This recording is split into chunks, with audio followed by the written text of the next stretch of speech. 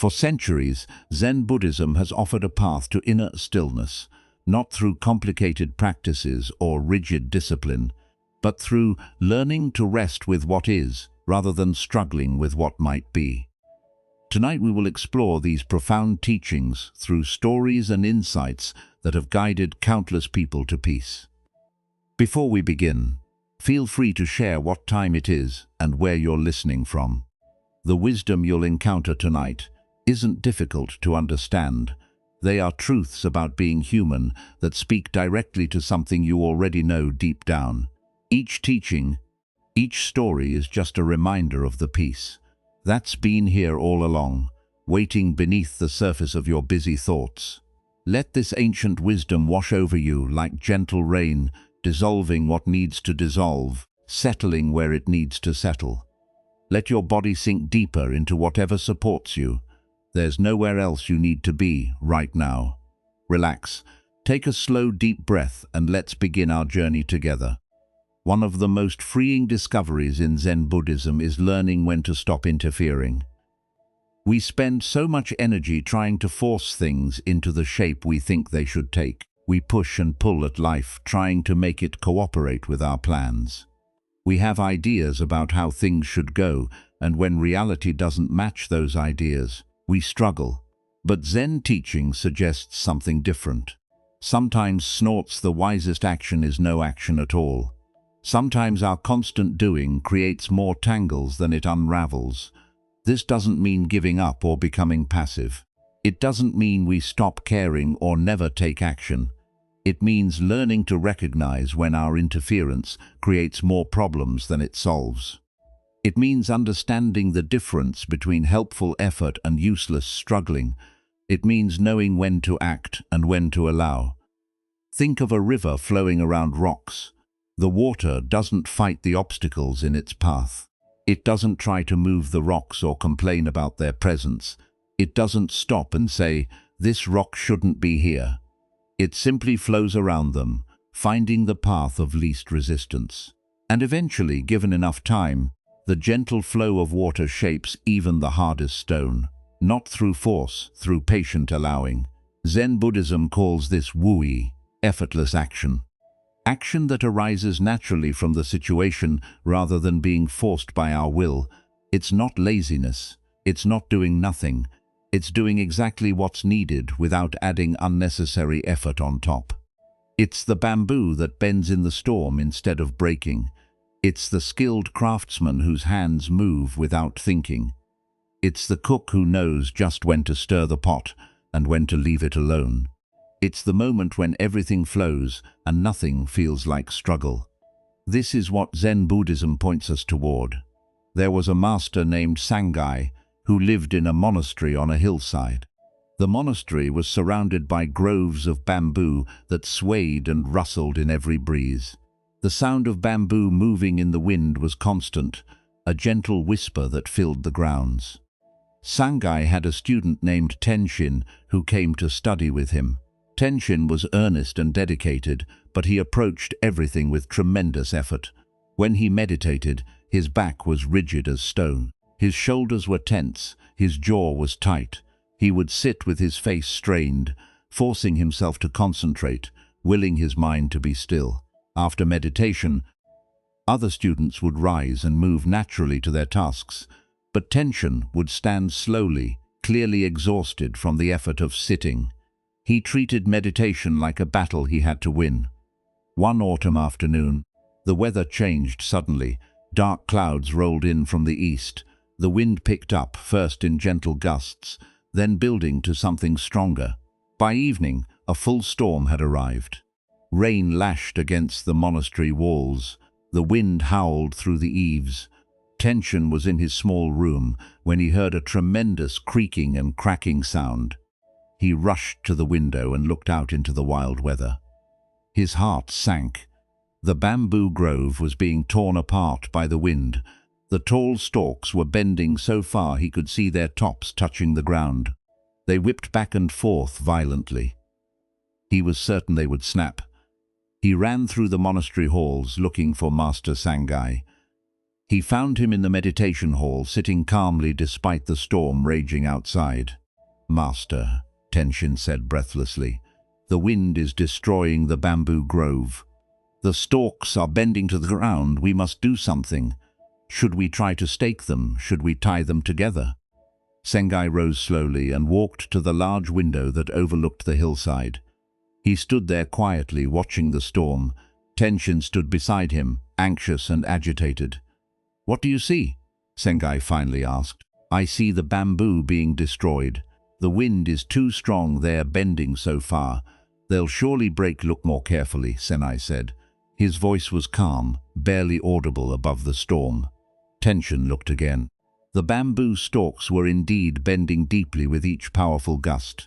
Their tops swept down until they nearly touched the earth. The whole grove moved like waves on an ocean, green stalks flowing with the wind's force. It looked violent, it looked destructive.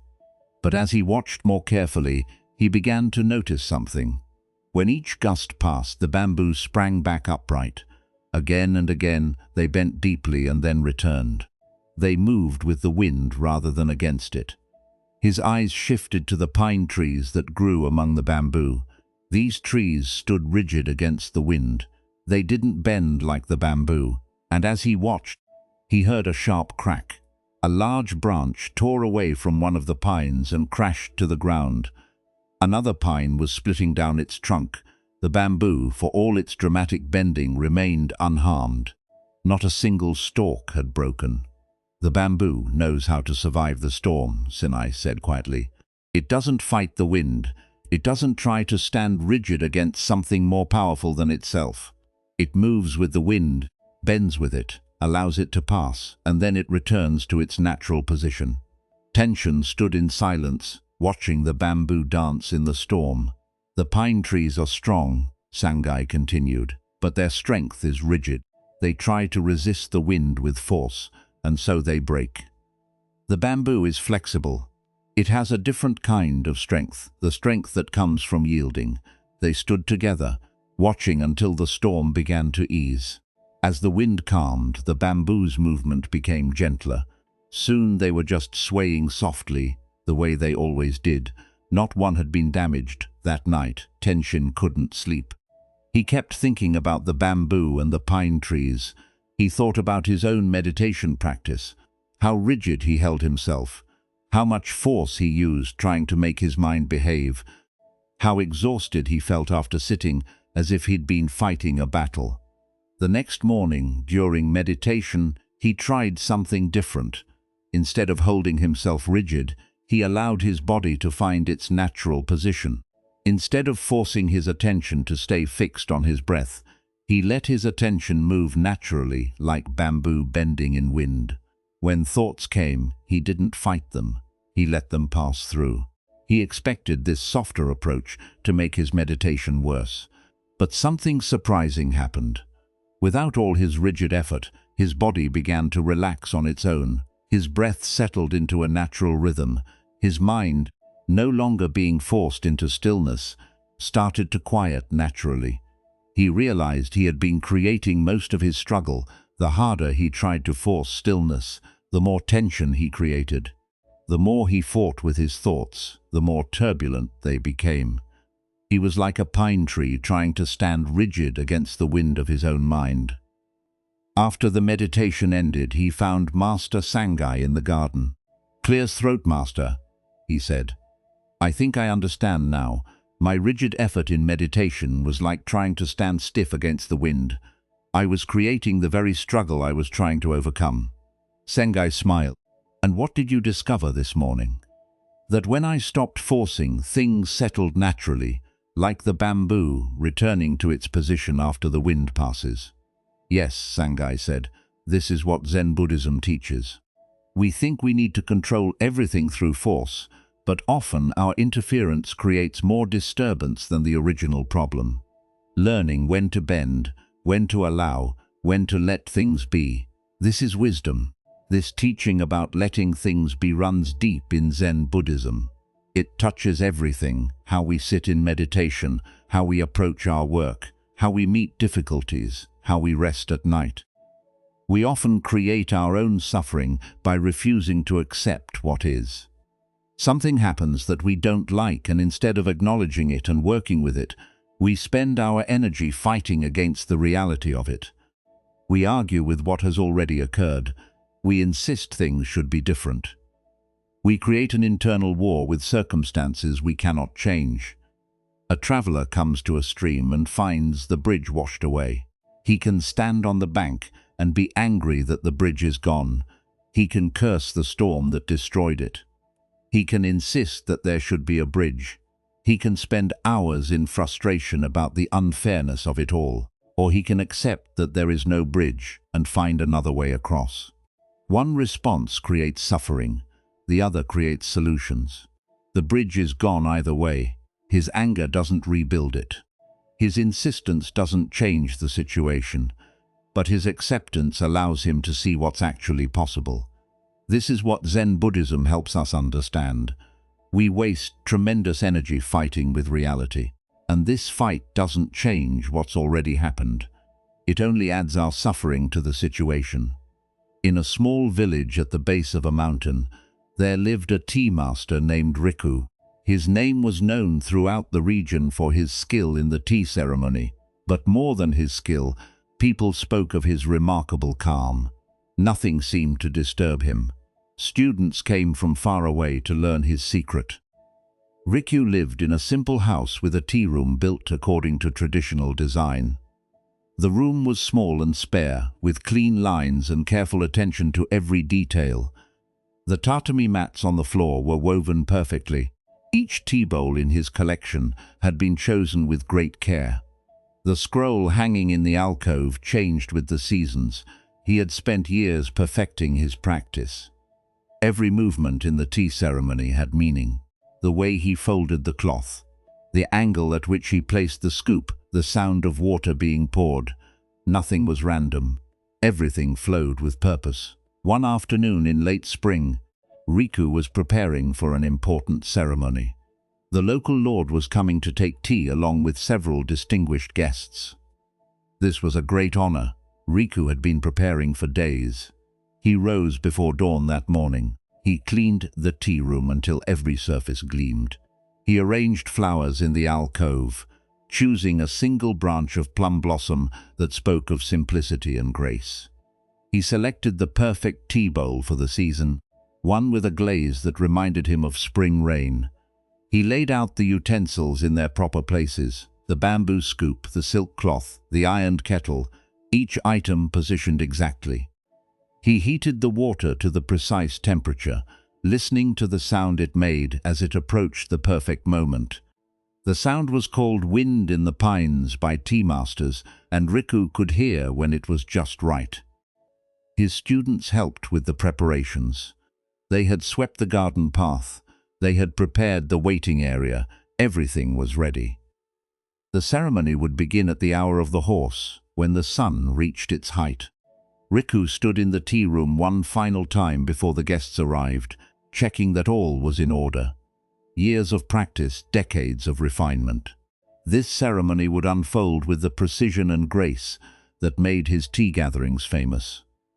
Then he heard the sound of running feet, quick, panicked steps on the wooden floor outside. One of his youngest students, a boy named Jiro, burst into the tea room. He was carrying a bucket of fresh water from the well. This water was needed for rinsing the tea bowls during the ceremony, but Jiro was moving too fast, not paying attention. His foot caught on the threshold. Time seemed to slow. Riku watched as the boy stumbled forward. The bucket tipped. Water poured out in a great wave, splashing across the pristine tatami mats. The other students gasped. Jiro fell to his knees, trying uselessly to catch the water with his hands. But it was already spreading, soaking into the carefully woven mats, pooling around the edges of the room. The bottom of the scroll was wet. Several of the carefully arranged utensils were knocked aside by the flood. The students froze, horrified. They looked at Riku, waiting for his anger. All his work, all his careful preparation, hours of effort ruined in an instant. The ceremony would have to be postponed. The mats would take days to dry properly. The Lord and his guests were already on their way. There was no time to fix this. The boy had destroyed everything. But Riku simply set down the tea bowl he was holding. He looked at the spreading water for a long moment. His face showed no anger, no frustration, no disturbance. "Well," he said quietly, his voice calm, "we needed to clean these mats anyway. They were getting old." He rolled up his sleeves and knelt down. He began to move the wet mats, gently shifting them so they could be taken outside to dry. The other students stood motionless, unsure what to do. "Don't just stand there," Riku said, but his tone was kind. "Help me move these, and someone should go to meet the Lord's party on the path. Explain that the ceremony must be rescheduled. Be respectful. Apologize for the inconvenience." The students sprang into action following his calm direction. Within minutes, the wet mats were outside in the Sunday. Fresh mats were being brought from storage. Riku was already planning a simpler ceremony, one that could be performed in another room. Jiro remained kneeling where he had fallen, tears streaming down his face. "Master, I'm so sorry. I've ruined everything. Please forgive me." Riku came and sat beside the boy. "You spilled water," he said simply. "Water spills, accidents happen. This is part of life. But all your work, the work wasn't ruined," Riku said. "The situation changed. Being upset wouldn't dry the mats or bring the ceremony back. It would only add my suffering to the problem that already exists. The water spilled. That's what happened. Fighting with what already happened is like arguing with the rain that's already fallen." Later that evening, after the Lord had been notified and new arrangements had been made, one of the senior students approached Riku. "Master, I must ask, weren't you upset even a little? All your preparation undone in a moment?" Riku smiled. "Feelings arose," he said. "Disappointment came. I felt it in my body, a sinking sensation. That's natural. But I didn't feed it. I didn't build a story around it. I didn't start thinking about how unfair it was or how this shouldn't have happened. I felt the feeling, and then I dealt with the situation." "But how do you not build the story?" "Practice," Riku said, "and understanding. This is what Zen Buddhism teaches us. We can't always control what happens, but we can choose whether to struggle against it." The water was already spilled. No amount of anger would unspill it. So why add anger to the situation? Why make one problem into two? The student nodded slowly. "So you just accept whatever happens?" "I accept what has already happened." Riku clarified. "I don't fight with the past. But from that acceptance, I can respond skillfully to what needs to be done now. If I'm busy being angry about spilled water, I can't clearly see what should happen next." Acceptance isn't about giving up. It's about seeing clearly without the distortion of my resistance." He paused, looking out at the garden where the wet mats were drying in the late Sunday. "Besides," he added, "Yuro learned something today about attention and care that no amount of teaching could have shown him. And I was reminded that perfection is an illusion. The most beautiful ceremonies often come from moments when plans fall apart, and we must respond with presence rather than preparation. This practice of accepting what is doesn't mean we never take action. It doesn't mean we become passive or indifferent. It means we act from clarity rather than from resistance. When we accept the situation as it is, without our stories about how it should be, we can see clearly what needs to be done. When we're busy fighting reality, we're too caught up in struggle to see solutions. There's a difference between acceptance and resignation. Resignation is giving up, feeling defeated, collapsing under the weight of circumstances. Acceptance is seeing clearly without the filter of how we wish things were. From acceptance, skillful action becomes possible. From resistance, we just create more suffering. A monk named Hakuan lived in a temple at the edge of a small farming community. The temple was modest, just a few simple buildings surrounded by vegetable gardens. Hakuin was known throughout the region for his peaceful presence. He seemed to move through life without struggle, meeting everything with the same calm attention. People from the village often came to him with their problems. Not because he gave clever advice or special solutions, but because something about his presence helped them see their situations more clearly. One summer morning, a farmer named Ichiro arrived at the temple gates. He was a man in his middle years, weathered by decades of working in the Sunday. His face was lined with worry, his shoulders were tight with tension. Hakuin was working in the garden when Ichiro arrived. He was pulling weeds from around the radish plants, moving slowly and carefully. He looked up as the farmer approached. "Master Hakuin," Ichiro said, his voice strained. "A terrible thing has happened. My ox has died." Hakuin set down the weeds he was holding. He stood and brushed the soil from his hands. "I'm sorry to hear this," he said simply. "You don't understand," Ichiro continued, the words spilling out. "I need the ox to plow my fields. Without the ox, I cannot prepare the earth for planting. Without planting, there will be no rice. Without rice, my family will starve this winter. My children will go hungry. My wife is already worried. What am I going to do?" The farmer's voice was rising, panic clear in every word. His hands were shaking. Hakuin listened calmly. When Ichiro finished, there was a moment of silence. A bird called from somewhere in the trees. The wind moved through the garden. "Your ox has passed away," Hakuin said quietly. "Yes, that's what I'm telling you. It's a disaster. Your ox has died," Hakuin repeated, his tone unchanged. "That is what happened." Ichiro looked confused, frustrated. "But what should I do? What can you do?" The question hung in the air. Ichiro opened his mouth to speak, then closed it. He stood there, his face tight with frustration. "I don't understand," he said finally. "I come to you for help and you just repeat my problem back to me." "I'm not repeating your problem," Hakuin said gently. "I'm trying to help you see what your problem actually is."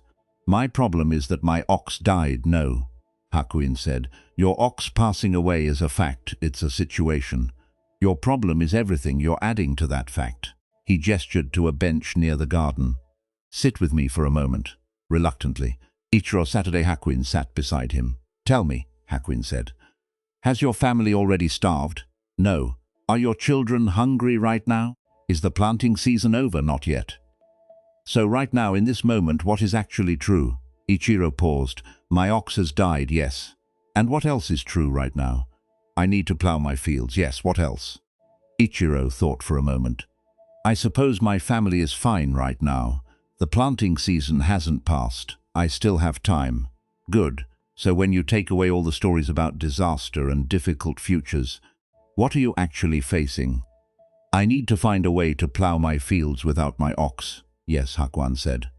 "That's your actual situation, not a disaster, not an ending, just a situation that needs a response." They sat in silence for a while. Ichiro Tunk's breathing began to slow. His shoulders dropped slightly. "I suppose I could borrow an ox from my neighbor," he said slowly. "Tishi has 2 oxen. He might lend me one for the plowing season, or I could hire someone with an axe to help me. It would cost money, but I have some savings." He paused, thinking, "I could plant crops that don't require deep plowing. Millet doesn't need the earth turned as deeply as rice does. The yield would be smaller, but it would be enough." Hakuin nodded. "There," he said gently, "when you stop fighting with the fact that your ox has died, you can see what's actually possible." Ichiro sat quietly, absorbing this. "I was so caught up in the catastrophe. I was imagining that I couldn't think about solutions." "Yes. Your mind was full of this shouldn't have happened, and this is terrible, and why did this happen to me?"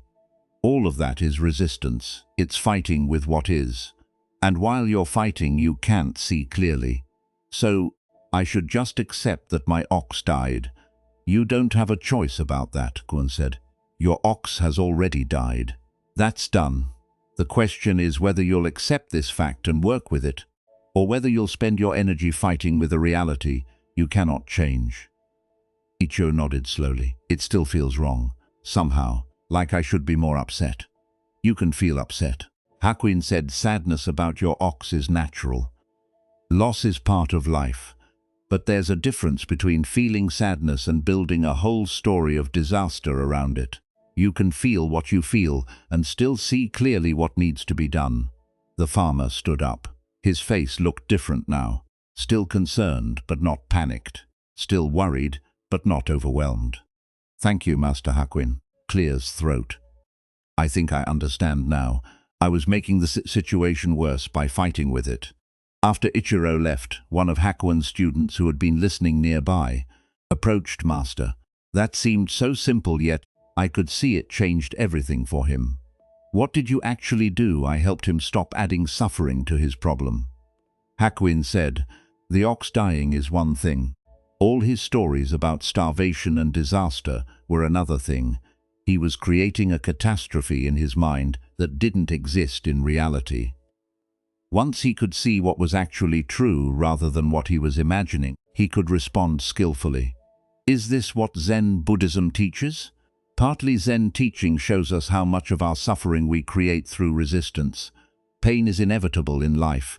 The ox dies, the drought comes, people get sick, these things happen. But suffering, the mental anguish we add on top of these facts, that's optional, that comes from our refusal to accept what is. The student thought about this. But isn't acceptance like giving up? Not at all. Acceptance is the beginning of skillful response. When you accept what is, you can see clearly. When you're fighting what is, you're blind to possibilities. Ichiro couldn't see his options until he accepted his ox had died. His resistance blocked his clarity. Zen Buddhism teaches us that much of our suffering comes not from our circumstances, but from our resistance to our circumstances. Pain is inevitable in life. Loss happens, things break, plans fall apart, bodies age.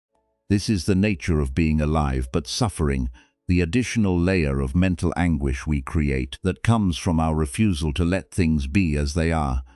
You feel physical discomfort. That's pain. It's real, it's present. But then you add thoughts. This shouldn't be happening.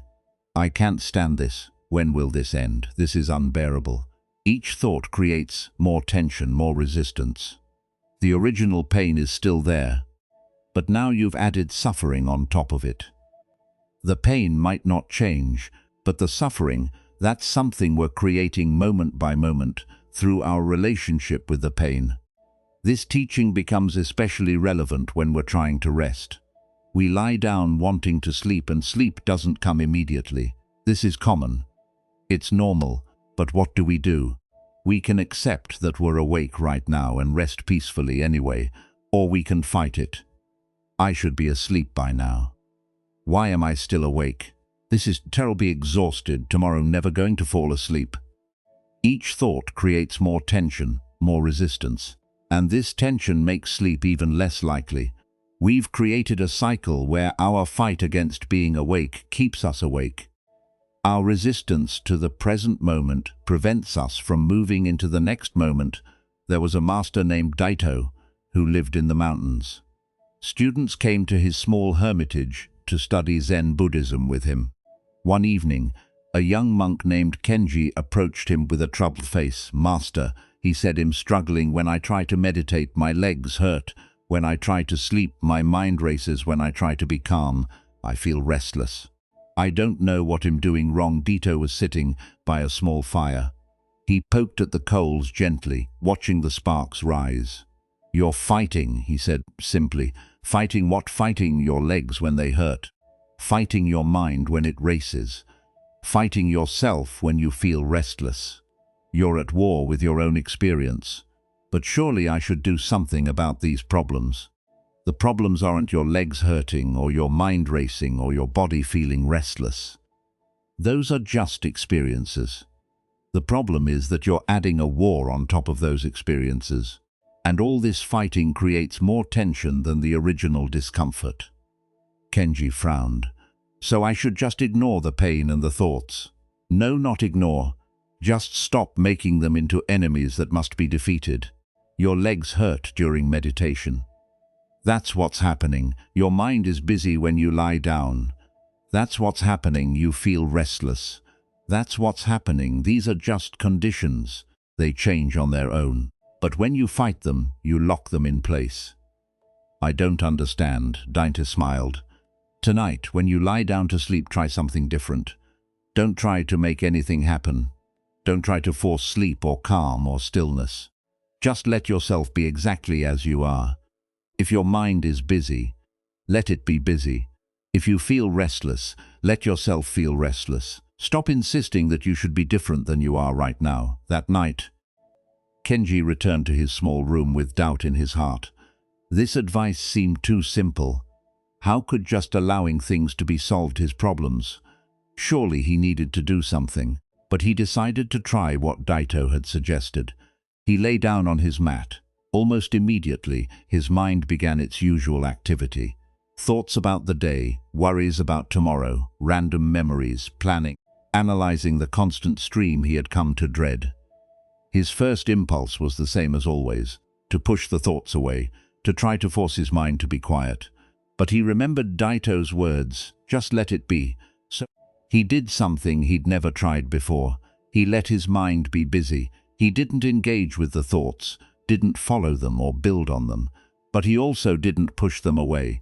He just let them be there, moving through like weather. Something unexpected happened. Without his usual struggle to make the thoughts stop, they began to settle on their own. It was gradual, natural, like mud settling in water when you stop stirring it. His resistance had been keeping the thoughts active, giving them energy. When he stopped fighting, they lost their power. He still didn't fall asleep right away, but the time he spent awake was different. It was peaceful. He was resting even while his eyes were open, because he had stopped the internal battle. He had stopped insisting that this moment should be different than it was. Eventually, without noticing when it happened, he drifted into sleep. Deep, restful sleep. When he woke the next morning, he felt more restored than he had in weeks. He found Daito in the garden, tending to the herbs that grew along the path. "Master," he said, "something shifted last night. When I stopped fighting with my experience, everything softened." Daito nodded. This is what Zen Buddhism points to.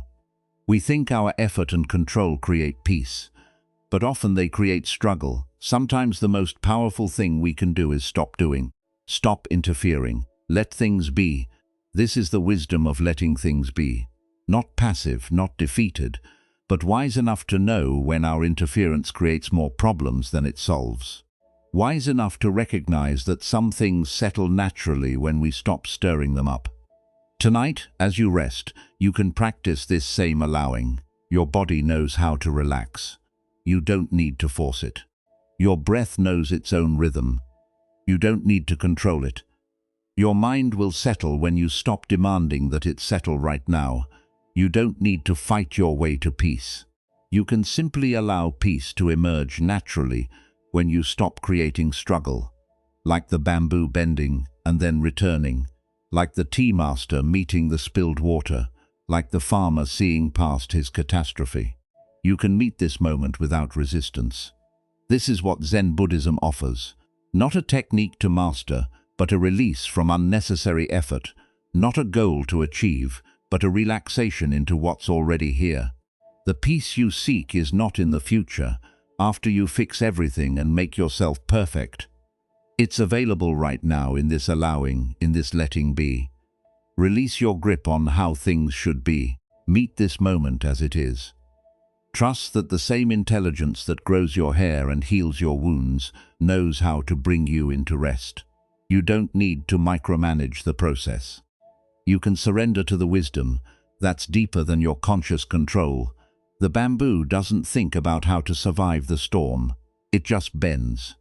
The river doesn't plan its route around the rocks. It just flows. And you too can move through this moment with that same natural ease. Not by trying harder, but by trying less. Not by forcing more, but by allowing what wants to happen naturally. This is the practice of letting things be. Simple, profound, available right now. There's a way of looking that Zen Buddhism teaches. Not just seeing with the eyes, but seeing clearly without the overlay of our opinions and judgments. Most of the time, we don't actually see what's in front of us. We see our thoughts about what's in front of us. We see our labels, our categories, our preferences. We see through a filter of good and bad, right and wrong, pleasant and unpleasant. This filter separates us from direct experience. It puts a layer of thinking between us and reality. And this layer creates problems that don't need to exist.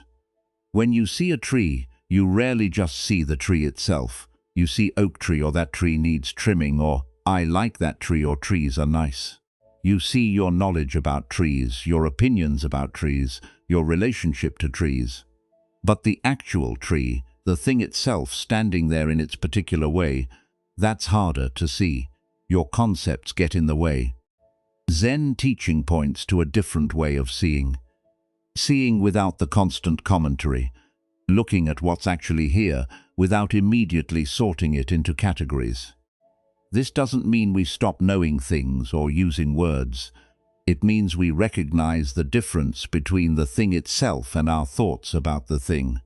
A flower is a flower before you know its name, before you decide if you like it, before you compare it to other flowers, before you think about whether it belongs in this garden or would look better somewhere else. There's the flower just being what it is. And then there's everything you add to it. Zen Buddhism invites us to practice seeing the flower before all the additions to meet reality directly before our thinking mind gets involved. This direct seeing changes everything. It brings a freshness to life, a sense of meeting each moment new. In a monastery in the mountains, there was a teacher named who was known for his simple, direct way of teaching. He didn't give long lectures or complicated explanations. He mostly just pointed at things. A young student named Yuki came to study with him. Yuki was educated and intelligent. He had read many books about Zen Buddhism. He could quote the old masters. He understood the concepts, but could see that all this knowledge was getting in the way of actual seeing. One spring morning, invited Yuki to walk with him in the garden. They walked in silence for a while. The air was cool and fresh. Morning dew still clung to the grass. Birds were calling to each other across the garden.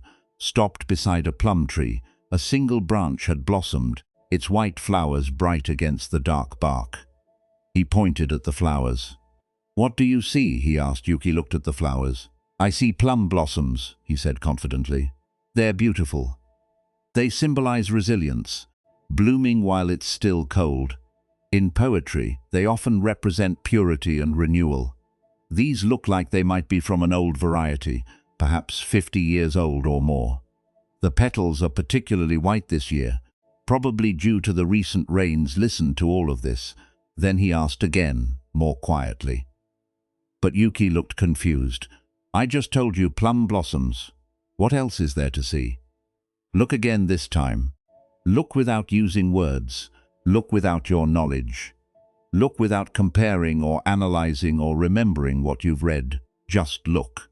Yuki turned back to the flowers. He tried to do what suggested, but it was harder than he expected. Every time he looked at the flowers, words came: white, beautiful, plum, blossom. His mind immediately labeled everything it saw. He tried to push the words away, but that just created more thinking. Don't think of words, just look. Stop labeling, more words about not using words.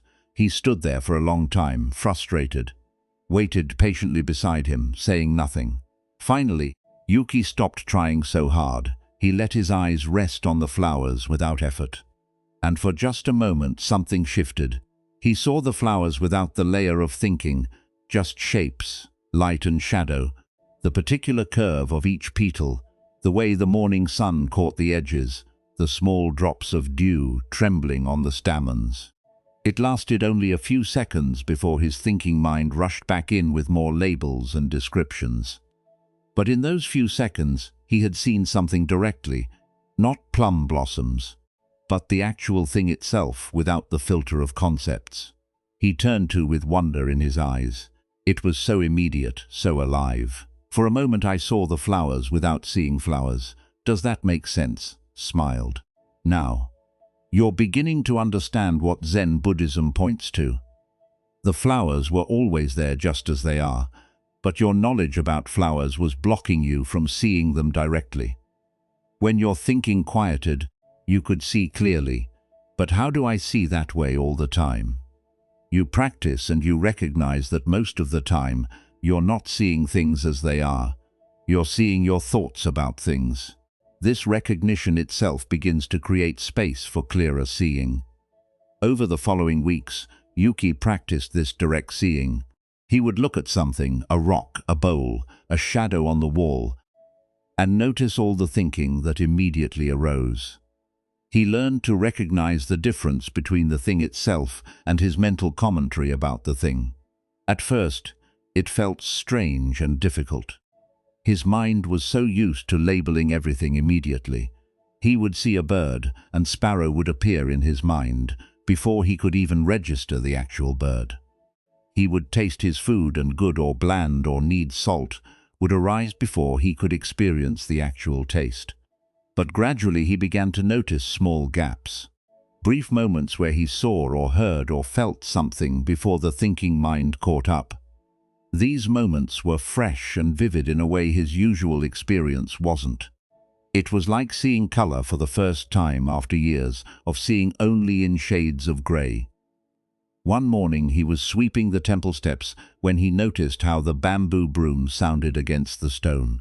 Not sweeping sound or satisfying or rhythmic, just the actual sound itself without any labels. He stopped moving, amazed. He had swept these steps hundreds of times, but had never actually heard the sound before. He'd heard his thoughts about the sound, but not the sound itself. Passed by and saw him standing still, the broom in his hands, listening. You've discovered something, said. It wasn't a question. The sound, Yuki said. I've never really heard it before. Nodded. Most people go through their whole lives never really seeing, never really hearing, never really tasting. They experience their thoughts about things, but not the things themselves. This is why life feels dull to many people. They're not meeting life directly, they're meeting their concepts about life. Is this what Zen Buddhism means by awakening, this direct seeing? It's the beginning, said. When you can see clearly without all your concepts in the way, you discover that everything is already alive, already vibrant, already complete. You've been looking for something special, something more than what's here, but what's here seen clearly is extraordinary. It changed his meditation too. Before, when he sat, he was always thinking about his meditation. Am I doing this right? Is this what I should be feeling? My posture feels off. I think I'm getting better at this all, thinking about the experience rather than being present to the experience itself. Now he began to notice these thoughts without getting caught in them. He could feel his breathing without thinking breathing. He could hear sounds without thinking birdsong or wind in the trees. The direct experience became more available when he stopped covering it with labels, and something unexpected happened. When he wasn't busy judging his meditation as good or bad, trying to make it fit some idea of what meditation should be, his mind settled naturally. The constant evaluation had been keeping his mind active. When he could just sit without all the judging, without all the labeling, stillness arose on its own.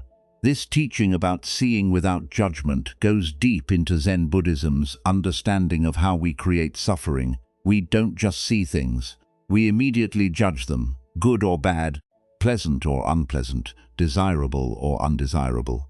This constant judging creates a sense of separation, of being at odds with reality. When something pleasant appears, we grasp at it. We want it to stay. We think, this is good. I want more of this. When something unpleasant appears, we push against it. We want it to leave. We think this is bad. I don't want this, and neutral things we barely notice at all, already looking past them for something more interesting. All this sorting creates tension. It puts us in a relationship of constant negotiation with reality. We're always trying to get more of what we label good and less of what we label bad. We're rarely just meeting what's actually here without the filter of our preferences. In a small village, there was an abbot named Tetsu who managed a temple that served the local community. The temple was open to anyone who needed shelter or food. Travelers stopped there. Poor people came for rice. Families brought their problems. One evening, a man came to the temple gate. He was thin and dirty, his clothes torn. His face was hard, his eyes weary. He didn't ask for food or shelter. He didn't bow respectfully. He just stood at the gate looking around. The monks, who saw him, whispered to each other, "That's Gyuan. He's a thief. He's been to prison twice. He steals from farmers. We should send him away." But Tetsu, hearing the whispers, came to the gate himself. He looked at the man standing there. He didn't see thief or criminal or dangerous person. He just saw a thin man with weary eyes. "Are you hungry?" Tetsu asked. The man seemed surprised by the direct question. "Yes," he said after a moment. "Come in. We're about to serve the evening meal." The monks were shocked. One of them, a senior monk named Kosho, approached Tetsu after Goemon had been given food and a place to sleep. "Master, do you know who that man is? He's a thief. He's not to be trusted. Why did you let him in?" "I saw a hungry man," Tetsu said simply. "But he's a criminal." "Is he committing a crime right now?" "Well, no. So, right now, in this moment, what is actually true about him?" Kosho thought about this. "He's hungry. He's tired. He looks like he hasn't had a proper meal in days." "Yes, that's what I saw. A human being who needs food and rest. Everything else is labels we're adding. But those labels are true. He has stolen from people, perhaps. He has," Tetsu said. "But if I look at him and see only a thief, I don't see the actual person in front of me. I see my judgment, and my judgment makes it impossible to respond with wisdom." Gaman stayed at the temple for 3 days. The first day he barely spoke to anyone. He ate his meals quickly, eyes down. He slept in the corner of the guest hall, far from the other travelers. The monks watched him carefully, making sure their belongings were secure. But on the second day, Tetsu asked him if he would help with some work around the temple. There was wood to chop, water to carry from the well. Jaman looked surprised but agreed. He worked steadily through the day. His movements were efficient, practiced. He had clearly done hard labor before. As he worked, some of the tension in his shoulders began to ease. The weary look in his eyes softened slightly. By the third day he was eating meals with the monks. Not talking much, but present. One of the younger monks, forgetting himself, started to tell a funny story about a confused rooster in the temple yard. Gaman smiled. It was just a small smile, but it changed his whole face. That evening, as the sun was setting, he came to find Tetsu. The abbot was in the garden pulling weeds from around the vegetable beds. "Why are you being kind to me?" Gaman asked. His voice was rough, as if the question had been difficult to form. "Everyone else looks at me and sees a criminal. They cross the streets when they see me coming. They hide their belongings. Mothers pull their children close. But you just see a person." Tetsu set down the weeds he was holding. He looked at Jaman for a long moment. "I try to see what's actually here," he said, "not what I think about what's here. You're a human being. Human beings need food, shelter, kindness. That's what I see." "I have stolen things," Gon said quietly, looking down. "The monks are right about that. I've taken from people who worked hard for what they had. I've caused suffering. What you've done in the past is in the past. It's already happened. It's finished. Right now, in this moment, you're a man standing in front of me, speaking honestly about what you've done. That's what's real right now." Gaman was quiet for a long time. A cricket started chirping somewhere in the darkening garden. "No one has ever looked at me without judgment before," he said finally. "Even I look at myself and see only thief. That's all I am. That's all I'll ever be." "Is that what you are right now?" Tetsu asked gently. "Right now, in this moment, are you stealing something?" "No." "Are you hurting anyone?" "No." "Then who are you right now?" Gaman looked up, confusion in his eyes. "I don't know exactly. When we take away the label thief, when we look beyond your past actions, there's just a person. A person who has done certain things, yes, but not a thing. A person living, breathing, changing. This moment is not the same as the last moment. You are not fixed as what you were yesterday or last year. But I've done terrible things. Perhaps you have. But judgment separates us from each other, Tetsu said. It puts a wall between us. When I judge you, I can't see you clearly. I can only see my ideas about you. Zen Buddhism teaches us to look beyond our judgments to what's actually present. And what's present right now is a person who is asking questions, who is reflecting on his actions, who is capable of change. Tears welled up in Gon's eyes. I don't know how to be anything other than what people say I am. You don't have to be anything, Tetsu said. You just have to be present here, now, this moment. Not carrying all your past actions like a weight around your neck.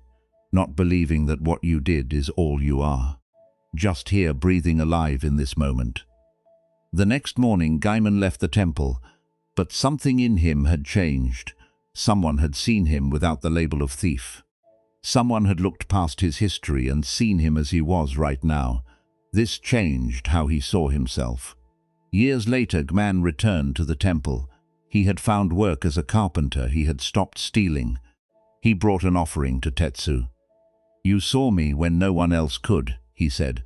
You looked at me without your judgment blinding you. That seeing saved me. After Gaiman left, Kosho approached Tetsu.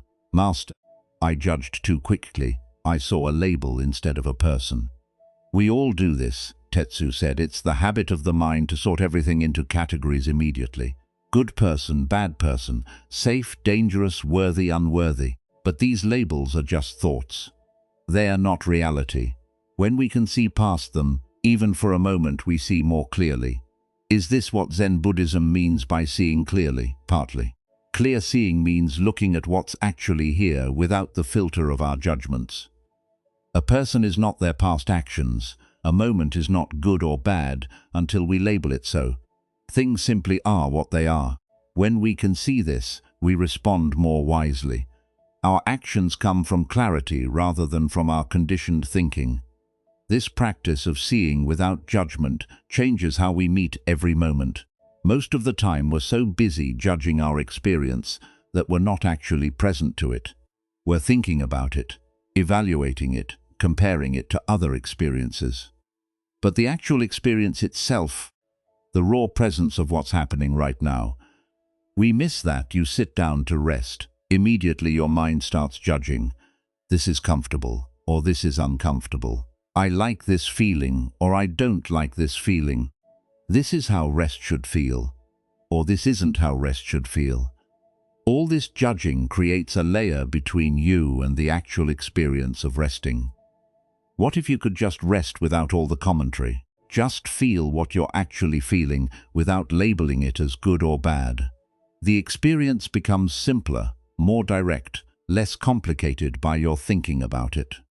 There was a farmer named Isamu who worked land his family had tended for generations. His grandfather had shaped these fields. His father had planted the fruit trees that now provided shade. The land was in his blood, the rhythms of its seasons, as familiar to him as his own breathing. He grew rice in the wet patties that lay in the low ground, where water from the mountain streams could be channeled. In the higher fields, he grew vegetables, beans and radishes and greens. His life followed the rhythm of the seasons, planting in spring, tending in summer, harvesting in fall, resting in winter. Each season had its work, its particular weather, its own character. One year the spring rains failed. The rainy season should have begun in the 4th month, bringing the steady rains that filled the patties and soaked the fields. But the 4th month came and the sky stayed clear. Day after day of bright sunshine, when there should have been grey clouds and soft rain, the rice seedlings in Isamu's patties began to wither. He had transplanted them into the patties, expecting the rains to come. But the patties stayed shallow, the water level dropping day by day as the sun evaporated what little was there. The young vegetables in his fields drooped by midday, their leaves going limp in the heat. His neighbors gathered to talk about the drought. Their faces were tight with worry. "This is terrible," said one farmer.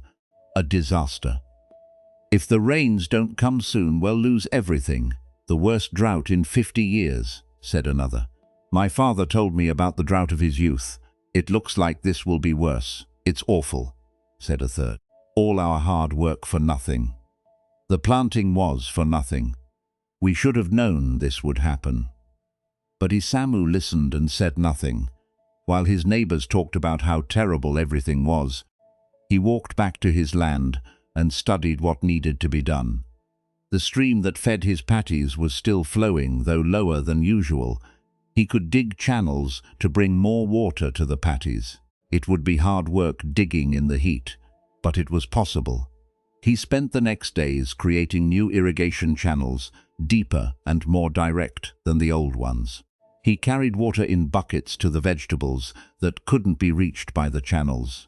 He worked from first light until dark, his back aching, his hands blistered. But he didn't complain. He didn't call the drought terrible or awful. He didn't judge it as bad. It was just drought. It was what was happening. And he responded to what was actually needed. Then in midsummer, everything changed. Dark clouds rolled in from the south. The first drops of rain were a relief, but the drops became a downpour, and the downpour didn't stop. Day after day of heavy rain, more in a week than usually fell in a month. The patties, dry for so long, now flooded. The water rose too high, threatening to wash out the young rind plants. The irrigation channels Isamu had worked so hard to dig became rushing streams eroding the banks. The river swelled and turned brown with mud, rising toward the edge of its banks. His neighbors gathered again, their worry increasing. Too much rain, they said. This is terrible. After the drought, now floods. The gods are against us. We can't win. First too little water, now too much, said one. It's like a curse. Nothing goes right this year. It's awful, said another. My fields are turning into lakes. The plants will rot. We'll lose everything. But Isamu just looked at the rain, falling heavy and straight, drumming on the earth. He walked his land in the rain, mud thick on his legs. He saw where the water was collecting, where it needed to drain. He spent the rainy days building up the banks of his patties higher, keeping the water from washing through. He dug new drainage channels to lead excess water away from where it would do harm. He worked in the mud and rain, his clothes soaked, his feet cold. But he didn't complain. He didn't call the rain terrible or awful. He didn't judge it as bad. It was just rain, heavy rain. And he responded to what was needed. In the fall, when the harvest came, Isamu's yield was reasonable. Not the best harvest he'd ever had. The drought and then the floods had taken their toll, but he had rice enough for his family and seed for next year's planting. His vegetables had survived better than expected. Many of his neighbors had lost most of their crops, not because the weather had been different for them, but because they'd spent so much energy being upset about the weather that they hadn't responded skillfully to it. They'd been so caught up in their judgments about how terrible everything was that they couldn't see clearly what needed to be done. A monk from a nearby temple, a man named Soyen, who sometimes traveled through the region, came to visit Isamu after the harvest. He had heard about the farmer who stayed calm through the difficult season while others despaired. "How did you do it?" So asked. They were sitting on Isamu's porch, looking out at the fields. The harvest was done.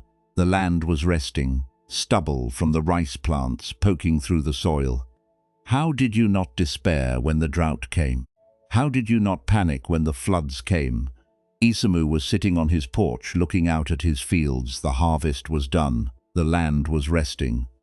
"I didn't waste energy judging the weather," he said simply. "Drought came. That's what happened. I worked with drought, then rain came. That's what happened. I worked with rain. My neighbors spent their energy calling things terrible and awful. I spent my energy responding to what was actually needed. But didn't you feel that the drought was bad?" "Bad for what?" Isamu asked. "Bad for my idea of how the season should go." "Yes. Bad in itself?" "No. Drought is just drought, it's weather. My opinions about it don't change it, they just make me suffer while I deal with it." "So you just accept everything that happens?" "I accept what has already happened," Isamu said. "The drought happened, the floods happened. Fighting with what already happened is pointless. But from acceptance, I could respond clearly. When I wasn't busy judging the situation as terrible, I could see what needed to be done. The monk sat in silence, absorbing this. This is what Zen Buddhism teaches, Isamu continued. Things are what they are before we judge them. Drought, rain, heat, cold, they're just conditions. We add the labels good and bad, and those labels create suffering. When I can see the conditions without my judgments clouding my vision, I can work with what's actually here. Don't you have preferences, though? Wouldn't you prefer normal rains to drought? Of course, Isamu smiled. I'm not a stone. I have preferences, but preferences aren't the same as judgments. I prefer gentle rain, but when drought comes, I don't waste energy insisting it should be raining. I just work with the drought. The situation is what it is. My judgments don't change it, the monk understood. So seeing clearly means seeing what's actually present without the layer of our judgments about whether it should or shouldn't be present. Yes, and from that clear seeing, skillful action becomes possible. My neighbors were so caught up in their judgments about how terrible everything was that they couldn't see clearly what to do. Their judgments blocked their wisdom. This teaching about seeing without judgment is at the heart of Zen Buddhism's approach to life. We spend so much energy judging everything that happens. This is good, that's bad, this should be here, that shouldn't be here. I like this, I don't like that. And all this judging creates a barrier between us and direct experience. When you can see without immediately judging, you meet life more directly. You see what's actually here rather than your opinions about what's here. And from this clearer seeing, you can respond more wisely. Tonight, as you rest, you can practice this clear seeing. Notice how your mind wants to judge everything. This position is comfortable. This feeling is unpleasant. This thought is bad. Each judgment is just that, a judgment, not reality itself. What if you could feel what you're feeling without labeling it?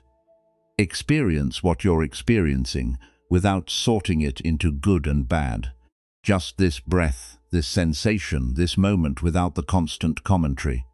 When you stop judging your experience, something relaxes.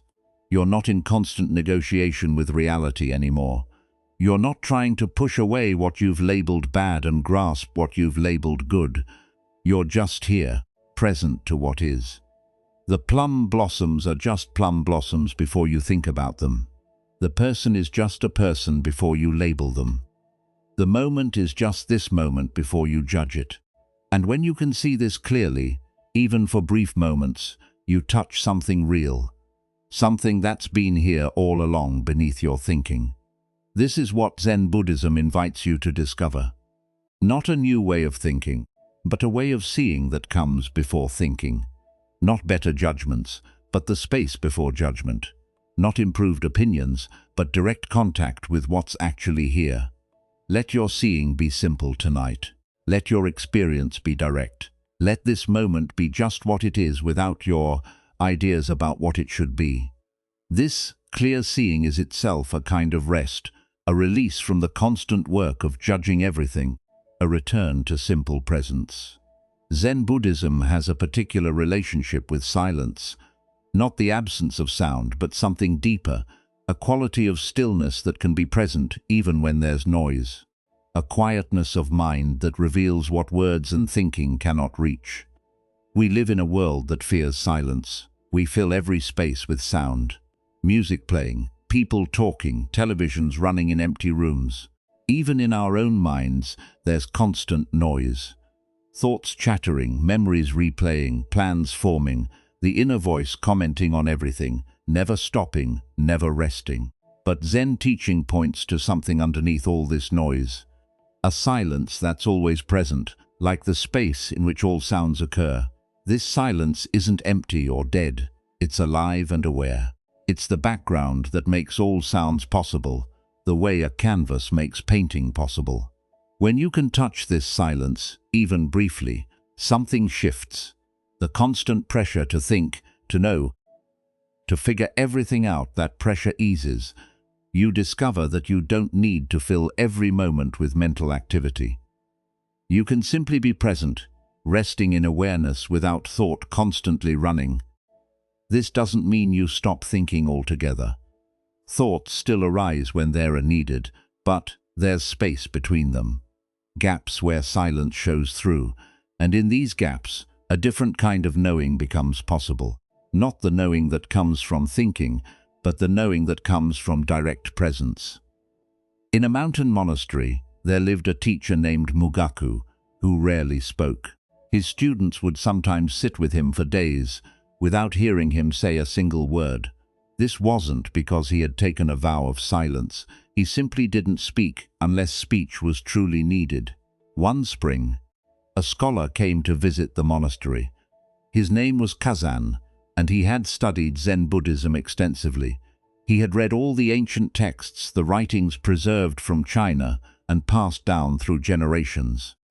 He could quote the old masters, recite their famous exchanges, explain their cryptic sayings. He knew the philosophical arguments and the doctrinal positions. He had attended lectures by famous teachers. He was by all measures an expert on Zen. He arrived at the monastery on a bright morning, the mountain path behind him still wet with dew. He carried with him several books and many pages of notes. He had spent weeks preparing his questions for Mugaku, making them precise and penetrating. He wanted to discuss the nature of enlightenment, the relationship between sudden and gradual awakening, the meaning of emptiness, the practice of non-attachment. Mugaku received him in the monastery's guest room. The room was simple, as everything in the monastery was simple. Tatami mats covered the floor, clean and well maintained. A single scroll hung in the alcove, showing just one word in brush calligraphy. Here the room smelled faintly of incense. The scholar bowed formally and sat down across from Mugaku. He arranged his robes carefully around him. He set his books beside him, ready to reference them if needed. He cleared his throat, preparing to begin his first question. He had rehearsed his opening many times on the journey up the mountain, but before he could speak, before the first word could leave his mouth, Mugaku raised his hand slightly. Just a small gesture, gentle and unhurried. Then the teacher closed his eyes and sat in stillness, his back straight, his face peaceful, his breathing slow, and even the scholar waited. This must be a brief settling before the discussion would begin. Surely the master would speak soon, would invite him to ask his questions any moment now. But Mugaku remained silent. His face showed no sign of preparing to speak. He simply sat present and still like a mountain. Minutes passed. The scholar began to feel uncomfortable. Should he speak? Should he clear his throat? Should he wait longer? He had come so far, walked so many miles up the mountain path. He had so many important questions, carefully formulated questions that would demonstrate his understanding and push his knowledge deeper. But the master's silence was somehow compelling. It seemed to fill the room, to have its own presence and weight. To speak into it felt like it would be an interruption, almost a violation, so the scholar waited, his first question sitting unsaid in his mouth. More time passed, 10 minutes, 20. The scholar could hear his own breathing, faster than the master's. He could hear the wind moving through the pine trees outside. He could hear a bird calling from somewhere in the forest, its song rising and falling. His carefully prepared questions started to seem less urgent. In fact, they started to feel heavy, like stones he was carrying. All his knowledge about Zen Buddhism, all his intellectual understanding, all the books he had read and memorized, suddenly felt like they were weighing him down rather than lifting him up. His mind, usually so active with thoughts and questions and analysis, began to slow. There was nothing to respond to, no conversation to engage with, no intellectual challenge to meet, just the silence of the room, the sound of wind outside, the distant call of a crow, the faint smell of incense, the light slowly changing as the sun moved across the sky. An hour passed. Then, too, the scholar's initial discomfort had transformed into something else. Not comfort exactly, but a kind of ease. He wasn't waiting for something to happen anymore. He was just sitting, just breathing, just present. His body, which had been tense with anticipation, began to relax. His shoulders dropped, his jaw unclenched. His breathing slowed to match the rhythm he heard from Mugaku. Without intending to, he found himself sitting more like the master, present to the moment, without grasping at anything. The questions he had prepared, so carefully worded and deeply considered, started to dissolve, not because they were answered, but because they no longer seemed to matter. He had been trying to understand Zen Buddhism through his intellect, through concepts and explanations and logical frameworks. But sitting here in this silence, something beyond intellect was becoming clear. As the afternoon light began to fade, as shadows lengthened across the tatami mats, something shifted in the scholar. He couldn't have explained what happened. It wasn't a thought or a realization in the normal sense. But all his questions dissolved, not because they were answered, but because they no longer needed to be asked. He had been seeking something through words and concepts that couldn't be reached that way. The seeking itself had been the obstacle. Mugaku opened his eyes and looked at the scholar. The scholar's face had changed completely. The tightness around his eyes had softened. His shoulders were dropped and easy. The set of his jaw had relaxed. He looked like a different person, younger somehow, more present. He looked like someone who had set down a heavy burden. "Thank you," the scholar said quietly. "I understand now." Mugaku smiled slightly. "What do you understand that I was looking for something in words that lives in silence?" "All my questions were about trying to grasp with my thinking mind what can only be met directly." Mugaku nodded. "Words can point toward truth, but they cannot hold it. Truth is like water. You can point at water, describe water, talk about water, but to know water you must drink. To know silence you must be silent." The scholar stayed at the monastery for several more days.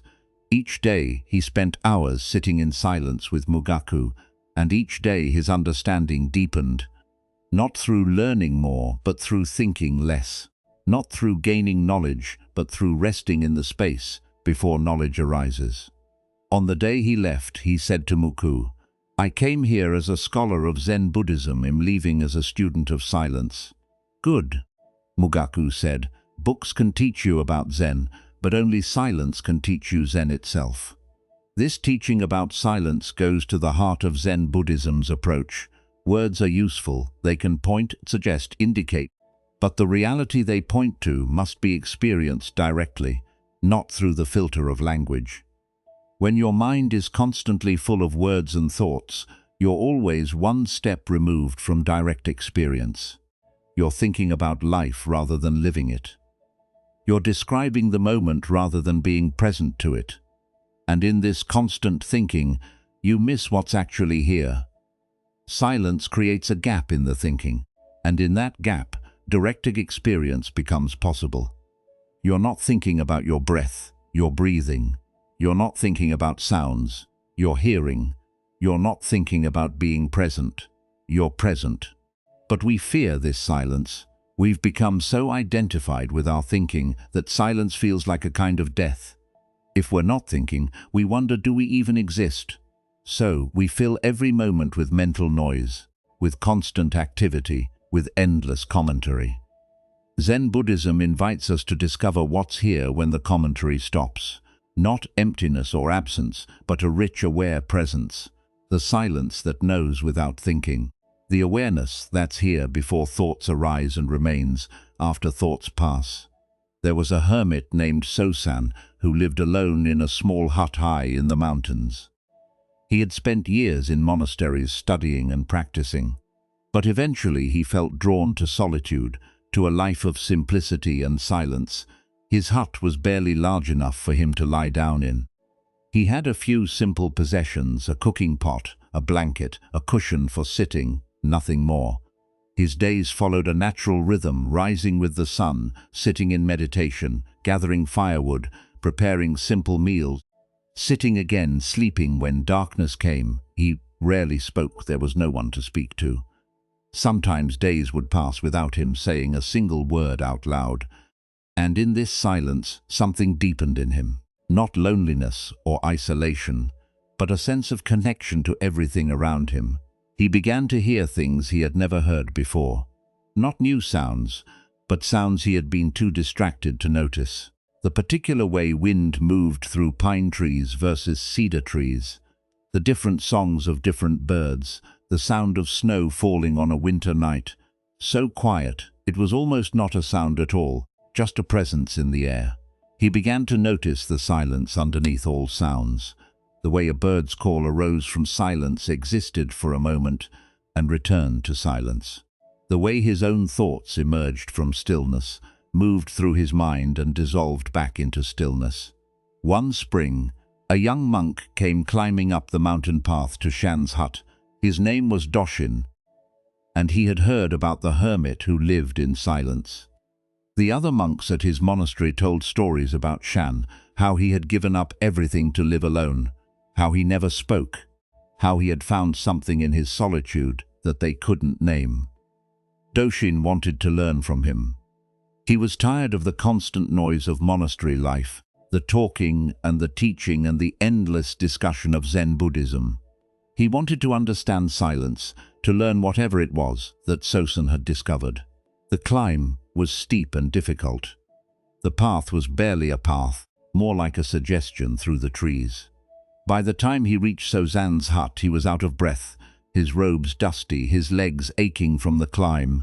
The hut sat in a small clearing. It was tiny, barely large enough for one person. The roof was thatched with grass, the walls were rough wood. A small garden nearby showed where Sanzan grew vegetables. A stream ran down the mountainside not far away, its sound constant.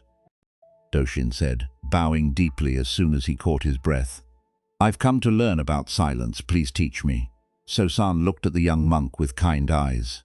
His face was weathered from years in the mountain sun and wind, his hands were rough from work.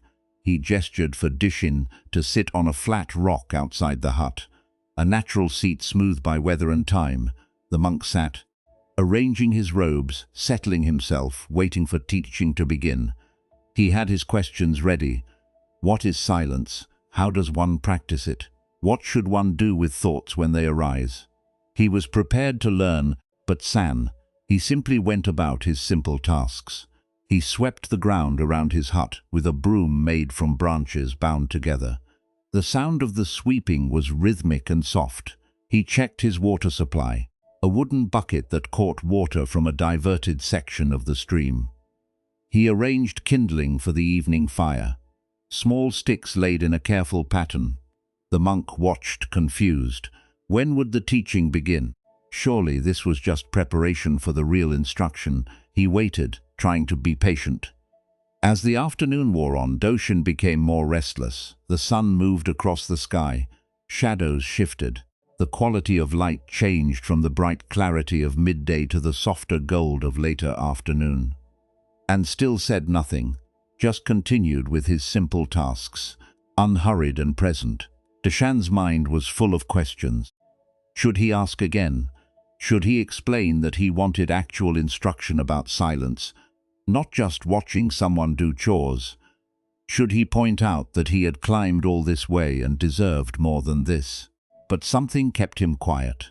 Maybe it was the quality of San's movement. Each action complete in itself. Nothing rushed, nothing wasted. Maybe it was the peace in the hermit's face, a stillness that seemed to come from somewhere deep. Or maybe it was the silence itself, which seemed different here than anywhere else Doshin had experienced. It had weight and texture. It was present, almost like a companion.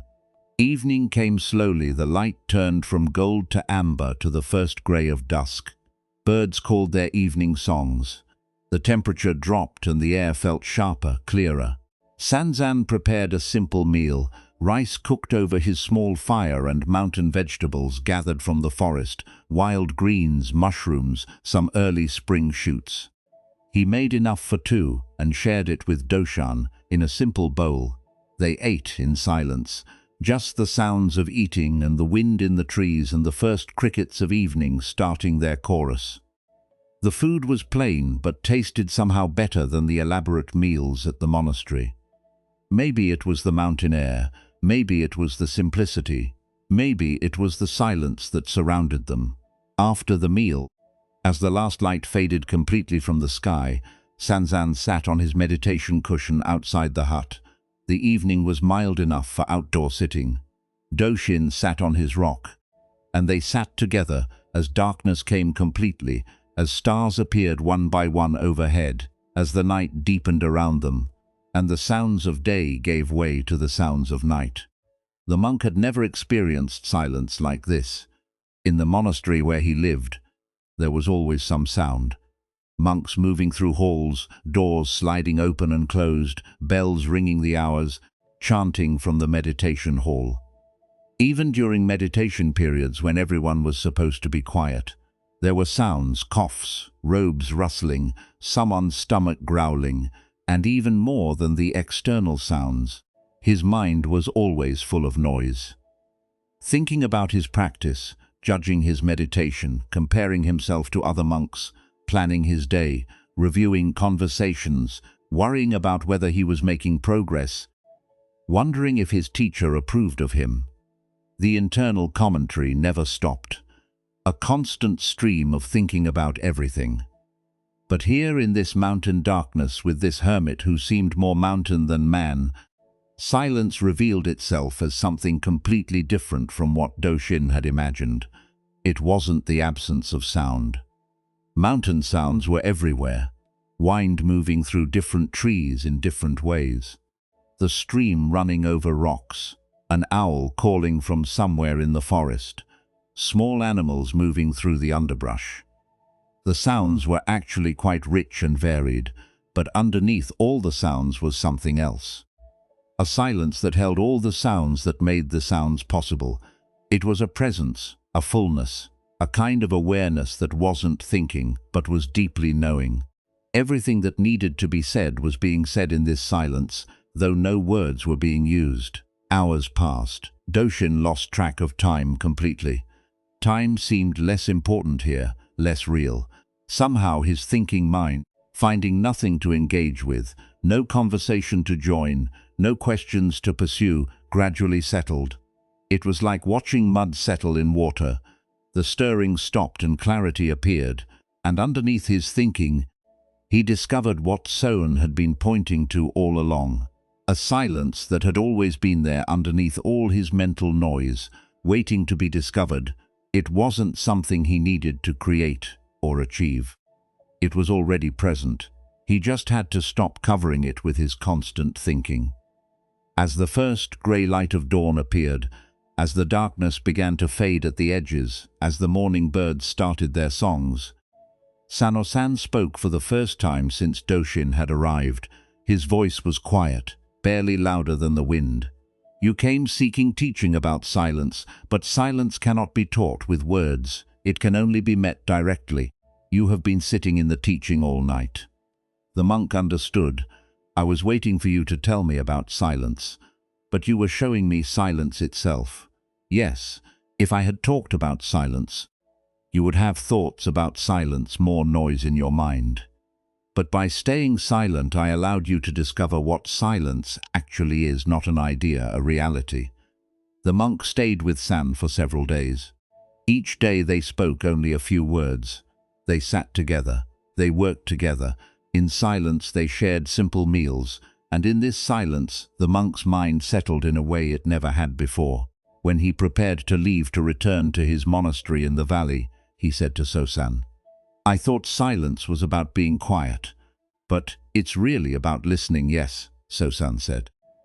When you stop filling every moment with your own noise, you can hear what's actually here.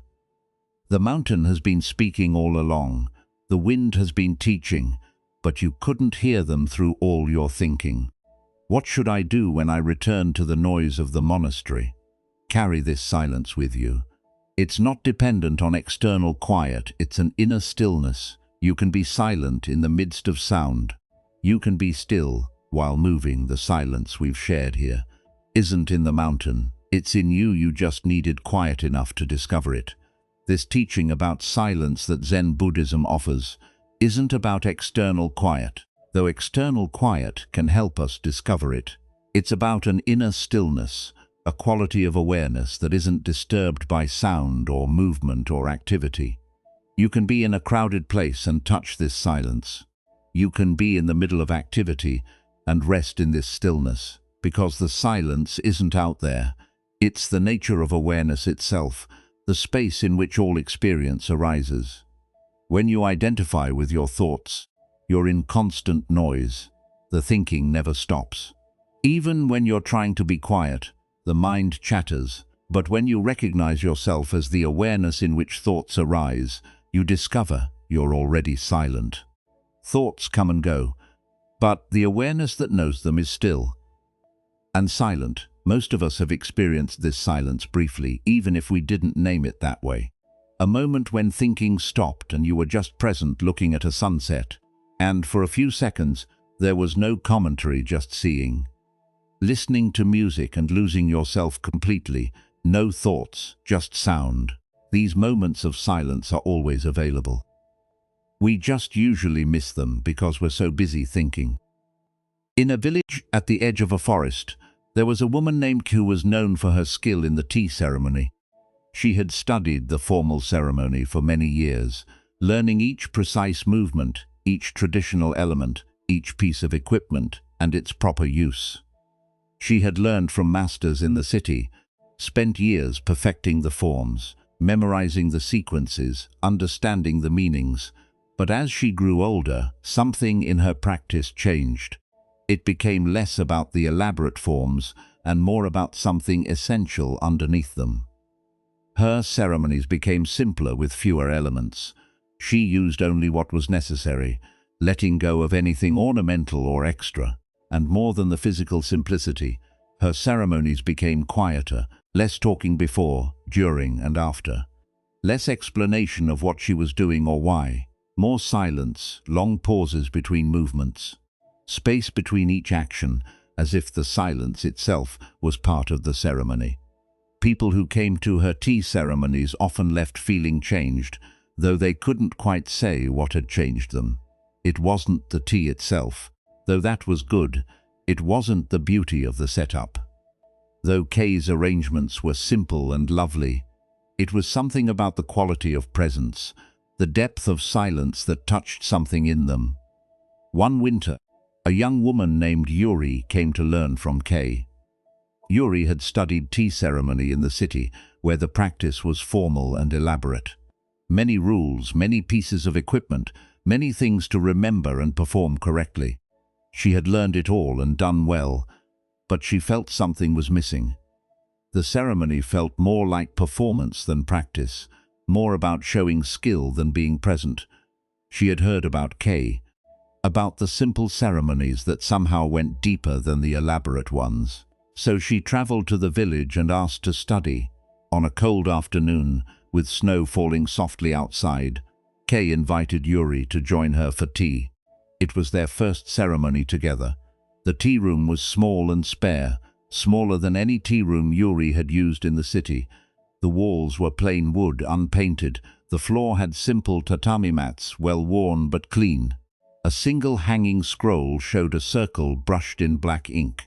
Just a circle, nothing more. The alcove held no flower arrangement, unusual for a tea ceremony. The only sound was the gentle bubbling of water heating over charcoal. A sound called wind in the pines by those who knew tea. Kay moved through the ceremony with great care, but also with long pauses that Yuri found surprising. She would make one movement, the folding of a cloth, and then sit in stillness for what felt like a full minute before the next movement. She would pour water, then pause again, just being present. The silence between actions seemed as important as the actions themselves. Yuri watched, trying to learn the technique, trying to understand what she was supposed to be learning. But there was no complicated technique to observe. Kay's movements were simple, even basic, nothing fancy, nothing that required years of training to perform. What made the ceremony powerful was something else. The quality of presence Kay brought to each action. The silence she carried with her, the way she was completely present to each moment without rushing ahead to the next. The tea itself, when it came, was made with great care, but no fussiness. The temperature was right, the amount was right, but more than the technical correctness, there was a feeling of completeness in the making, as if nothing else in the world existed in that moment except the making of this tea. After Kay had served the tea and Yuri had drunk it, following the traditional forms she had learned in the city, they sat together. The silence stretched out. It wasn't uncomfortable, but it was unfamiliar to Yuri. In the city there was always talk after the ceremony, discussion of the tea, comments on the flower arrangement, questions about the scroll. But here, Kay simply sat present and still. Yuri felt she should say something, should comment on the excellent tea, or ask a question about some aspect of the ceremony. But Kay's peaceful presence made speech seem unnecessary. More than unnecessary. It seemed like it would break something important, like shouting in a quiet forest. So they sat for a long time, listening to the sound of snow falling outside, not talking about the snow or the tea or the ceremony, just present to the moment as it was. The charcoal fire settling, the snow accumulating on the roof, the light fading as afternoon moved toward evening. Finally, after a silence that must have lasted half an hour, Kay spoke. Her voice was soft, barely above a whisper, matching the quality of the moment in the city. Tea ceremony is often about performance, about showing skill, demonstrating knowledge, proving you've learned the forms correctly. But the heart of tea ceremony is meeting two people tea. This moment when we fill the ceremony with too much talking, too much explanation, too much display, we miss the actual meeting. But don't students need to learn the proper forms? Yuri asked, keeping her voice quiet to match. The forms are important at first. They provide structure, a container for the practice, but eventually the forms should become transparent. You don't think about them anymore. They happen naturally, like breathing. You just move and the forms appear on their own because they've become part of you. Then the real ceremony can begin. The ceremony of presence, of silence, of meeting the moment as it is. How do I learn this? Is there a practice? Practice silence, Kay said simply. Not just external silence, though that helps at first, inner silence. Notice how much mental commentary you have as you perform the ceremony. Am I doing this right? Does my teacher approve? This is the folding of the cloth. All these thoughts take you away from the actual doing. They create noise that covers the silence underneath. Over the following weeks, Yuri stayed in the village and practiced with Kay. She began to pay attention to her inner commentary in a way she never had before. She noticed that when she prepared tea, her mind was constantly talking, judging her performance, evaluating each movement, remembering what her previous teachers had said, comparing herself to other students, planning what to do next, worrying about mistakes, the actual actions, the feel of the bowl in her hands, the sound of the water pouring, the smell of the tea, the weight of the scoop. She was barely present to any of it. She was lost in thoughts about it. Thoughts about it. Layers of thinking that kept her separate from direct experience. She started practicing with less thinking.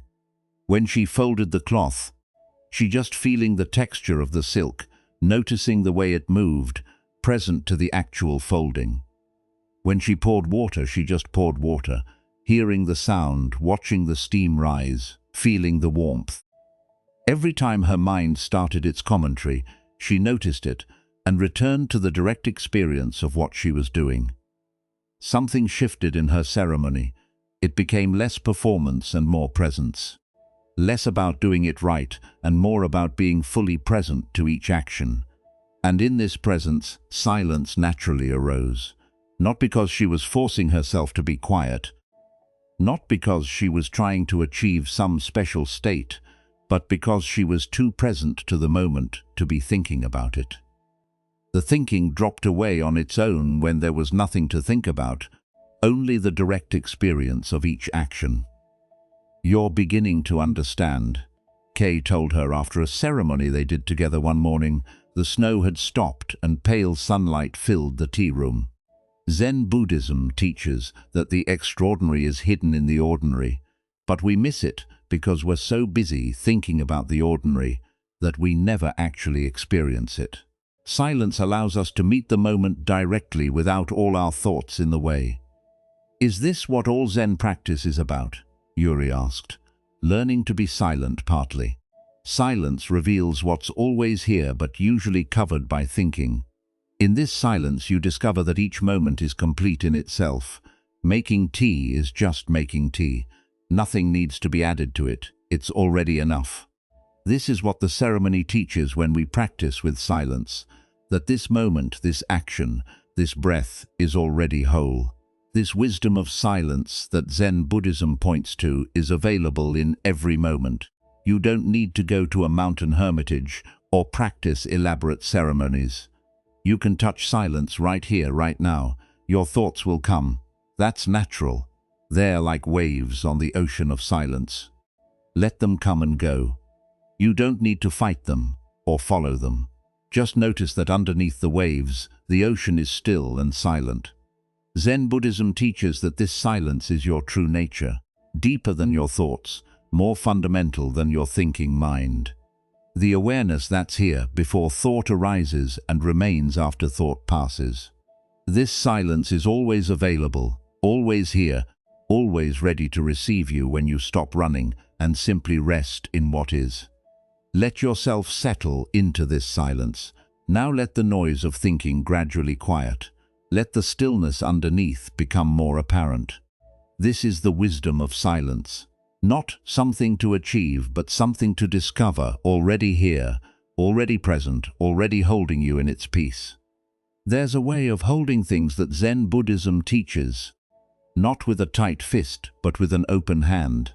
Not grasping desperately, but touching lightly. It's the difference between clinging and caring, between possessing and appreciating. Most of us go through life with our hands clenched tight around everything we value. Our relationships, our possessions, our ideas about how things should be, our plans for the future, our identity. We grip these things as if our lives depend on never letting go, and in this gripping we create tremendous suffering because life is change. Everything flows, nothing stays the same. The moment you grasp something tightly, trying to freeze it in place, its or relationship evolves, the possession wears out. The plan falls apart, your body ages. People leave. Nothing you can hold on to will stay exactly as it is. This doesn't mean you shouldn't care about things. Zen Buddhism isn't teaching indifference or coldness. It's teaching a different way of caring. A way that allows things to be what they are, to change as they must, without your attachment adding suffering to the natural flow of life. Think of holding a bird. If you grip it too tightly, you hurt it. You might even kill it. If you don't hold it at all, it flies away and you never experience its presence. But if you hold it gently with an open hand, it can rest there freely, and when it's time for it to fly, you can let it go without grief, knowing that its nature is to fly. This is how Zen teaching invites us to hold everything in life lightly, with appreciation rather than possession, with care rather than clinging, knowing that all things arise, stay for a time and pass away, and that our grasping doesn't change this. It only makes the passing more painful. There was a master named Soyen who lived in a small temple in a mountain valley. The temple was modest, just a few buildings arranged around a simple courtyard. He was known throughout the region for his simple way of living and his deep calm in the face of change. Students came to him to learn this quality of equanimity, this ability to meet both gain and loss with the same peaceful presence. Soen had very few possessions. His room held a sleeping mat, a few robes, some books, and little else. But among his few things, there was one item he used daily and treasured for its simple beauty. A tea bowl, pale blue, with a glaze that showed patterns like clouds drifting across a sky. He had received it 20 years earlier from his teacher, and he had used it every day since. The bowl fit perfectly in his hands. He knew every subtle variation in its surface, every small imperfection in the glaze. It had a small chip on the rim from years ago when he had bumped it against a pot. But the chip had become part of its character, part of its story. Each morning when he drank his tea, he held this bowl, feeling its familiar weight, seeing the steam rise from its rim. One morning, as Soyen was having tea in his small room, he heard a sound from the shelf where the bowl usually rested. He had set it there to dry after washing it. But the shelf, old wood that had warped slightly over the years, had shifted. The bowl rolled, tipped and fell to the floor. The sound of breaking was clear and final.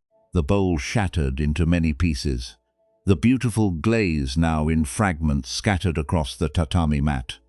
A student who was visiting, a young monk named Dyke, was in the hallway when he heard the sound.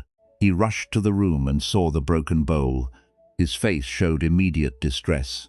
He knew how much that bowl meant to Soyen, how many years the master had used it, how it had been a gift from his teacher. "Master, your tea bowl, the one from your teacher, the one you've used all these years. What a tragedy." His voice was thick with concern, but Soyen looked at the broken pieces with a calm face. No anger, no distress, no tightness around his eyes or mouth. He sat down the cup he was holding and knelt beside the fragments. He picked up a few pieces, examining them with gentle attention, turning them to catch the light. "It was a good bowl," he said quietly, his voice warm with appreciation. "It served well for many years. I enjoyed using it every day." "But aren't you upset? It was from your teacher." So looked up at the young monk. "I feel something, yes, a kind of softness in my chest, tenderness, appreciation for the bowl and its years of service, gratitude that I had it for so long, but upset, no. The bowl was always going to break eventually. All things break. This is their nature, but it was your favorite. You used it every single day. I've never seen you use a different bowl." "Yes, and because I used it every day, I appreciated it fully. I enjoyed it while it was whole. I noticed its beauty, its feel in my hands, the way tea tasted from it. I was present to it. Now it's broken. This is what happens to all things. Shall I add my suffering to the simple fact of the breaking?" Dyke sat down on the floor, his confusion evident on his face. "But surely you wish it hadn't broken. Surely you'd prefer it was still whole. Wishing it hadn't broken is wishing for the impossible. It has already broken. The breaking is done. My wishing doesn't unbreak it, and even if it hadn't broken today, it would have broken someday. Next year, 10 years from now, when I die, someone else would have inherited it and used it until it broke. All bowls break eventually. All things that arise also pass away. This bowl was no exception." So gathered the pieces carefully and placed them in a cloth. His movements were gentle, respectful. "I held this bowl lightly all the years I used it. I knew it was temporary, as all things are. So when it broke, I was ready, not because I expected it to break today, or even thought about it breaking, but because I understood its nature. Bowls break. This is not tragedy. This is just the way of things. The nature of form is to break down, to return to pieces. So you didn't really care about the bowl. You kept yourself distant from it." "I cared very much," Soyen said, and there was genuine feeling in his voice. "I appreciated its beauty every time I used it. I enjoyed the feel of it in my hands, the weight of it, the way the glaze caught the light differently at different times of day. I enjoyed the memories associated with it, remembering my teacher handing it to me, remembering the thousands of mornings I held it. But I didn't cling to it. I didn't need it to last forever for it to be valuable. Its temporary nature didn't diminish my appreciation. If anything, it enhanced it." He held up one of the larger pieces, turning it to catch the morning light that streamed through the window. The glaze showed a pattern like clouds, blue and white, swirling together in the way that had always reminded him of the sky over the mountains. "See how beautiful this glaze is. I can still appreciate this beauty, even though the bowl is broken.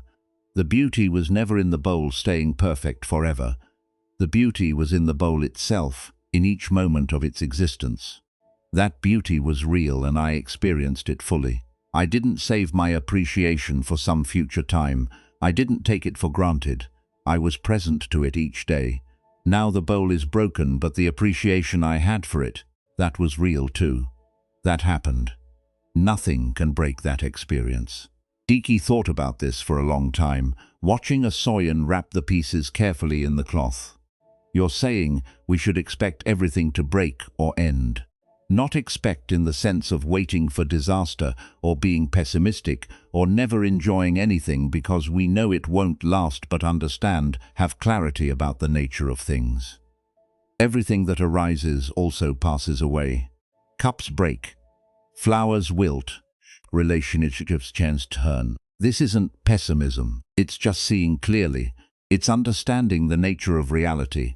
And when we see clearly, we can appreciate things while they're here, without clinging to them desperately, without demanding they be permanent. Doesn't that make life sad? Knowing everything will end. The opposite, Soyan said gently, and he smiled for the first time since the bowl broke. It makes life precious. If this bowl was going to last forever, would I have noticed it as carefully? Would I have appreciated each use?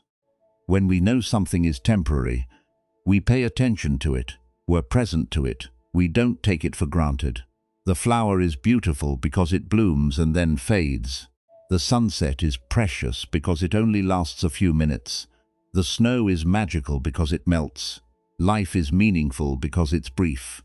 If everything lasted forever, nothing would be special. He swept the remaining fragments into the cloth and stood up. This is what Zen Buddhism means by holding life lightly. Not caring less but clinging less. Not loving less but grasping less. Appreciating fully while present. Releasing gracefully when the time comes. The bowl served its purpose. It brought beauty and utility to my life for many years.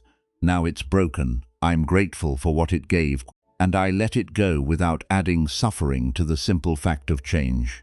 He paused, looking at the wrapped cloth in his hands. Tomorrow I'll use a different bowl. I'll appreciate that one too, for as long as it lasts. And when it breaks, as it will someday, I'll appreciate the time I had with it, and move on. This is how we can live fully present to what's here without clinging to keep it forever. This teaching about non-attachment runs through all of Zen Buddhism, like water through rock. We create so much suffering through our grasping. We want things to stay the way they are. We want people to remain unchanged. We want our plans to unfold exactly as we imagined. We want our lives to follow a certain path. And when things don't go this way, when change comes as it always does, we suffer. Not just from the change itself, but from our resistance to the change. We add layers of suffering on top of the natural difficulty of loss or transition. Each thought is a way of clinging to how things were or how we wanted them to be. And this clinging doesn't stop the change. It just makes us suffer more while the change happens anyway. In a coastal village, there was a merchant named Ichiro who made his living trading goods between communities. He would buy rice from farming villages in the inland valleys and sell it in fishing villages along the coast. He would buy fish and seaweed from coastal towns and sell them to farming communities that had no access to the sea. He traveled constantly, his cart loaded with goods, following the routes he had established over many years of patient work. He was successful and comfortable, not wealthy, but secure. He had regular customers who trusted him, who waited for his arrival each month. He knew the best routes through the mountains, the easiest river crossings, the quickest paths between villages. He knew the best prices, the best timing for different goods, the best ways to preserve things during transport. His business was stable and profitable. He had built a good life through years of careful attention and honest dealing. He had a wife and 3 children. They lived in a solid house with a good roof. There was always enough food. The children went to school. It wasn't a life of luxury, but it was a good life built through his steady work and the relationships he had cultivated over many years. One autumn, everything changed. A terrible storm came from the sea, larger and more powerful than any storm in living memory. The old people in the village had never seen anything like it. The wind tore roofs from houses, pulled trees up by their roots. The rain fell so heavily that rivers overflowed their banks, and new rivers formed where there had been only dry ground. But worst of all was the storm surge.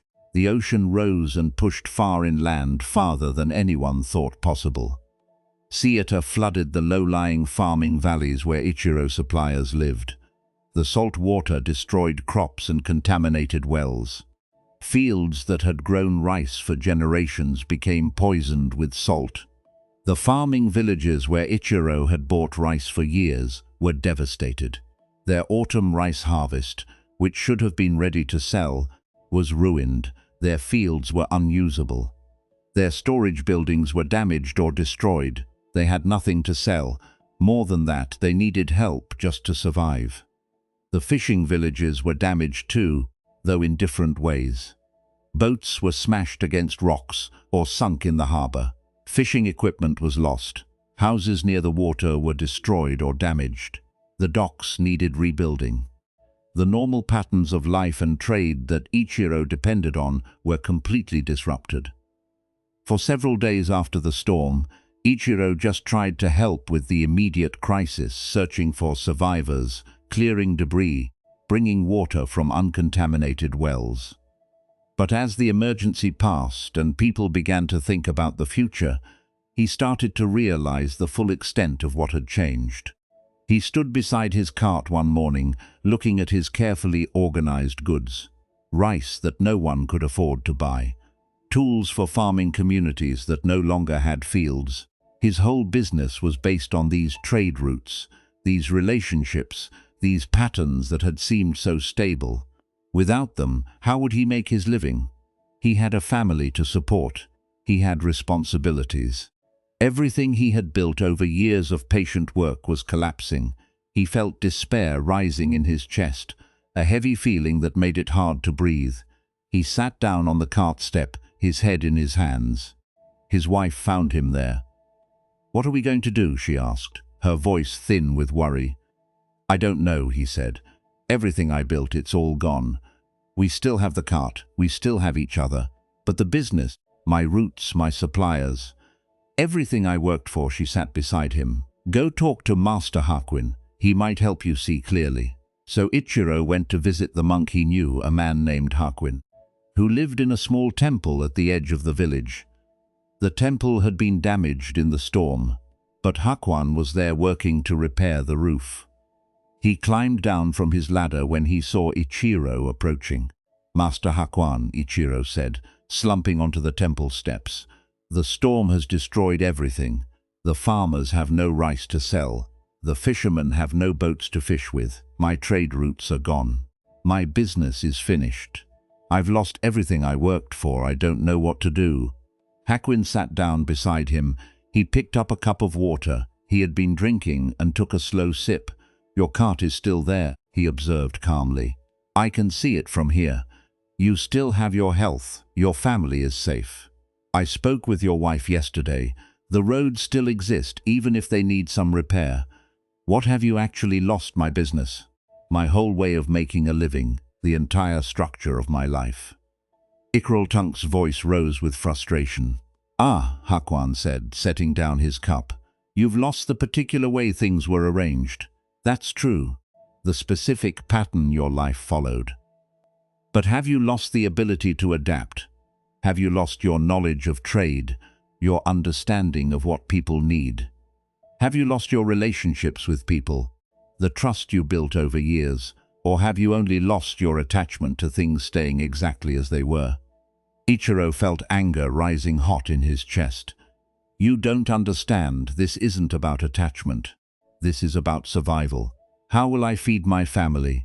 How will I pay for my children's schooling? This isn't philosophical. This is real." "Not saying your concern isn't real," Hakuin said gently, his voice steady and calm. "The practical matters are important. asking whether your suffering is coming from the situation itself or from your insistence that the situation should be different than it is. The storm happened. The damage is done. These are facts. Can you work with what actually is, or will you spend your energy grieving for what was and wishing things were different?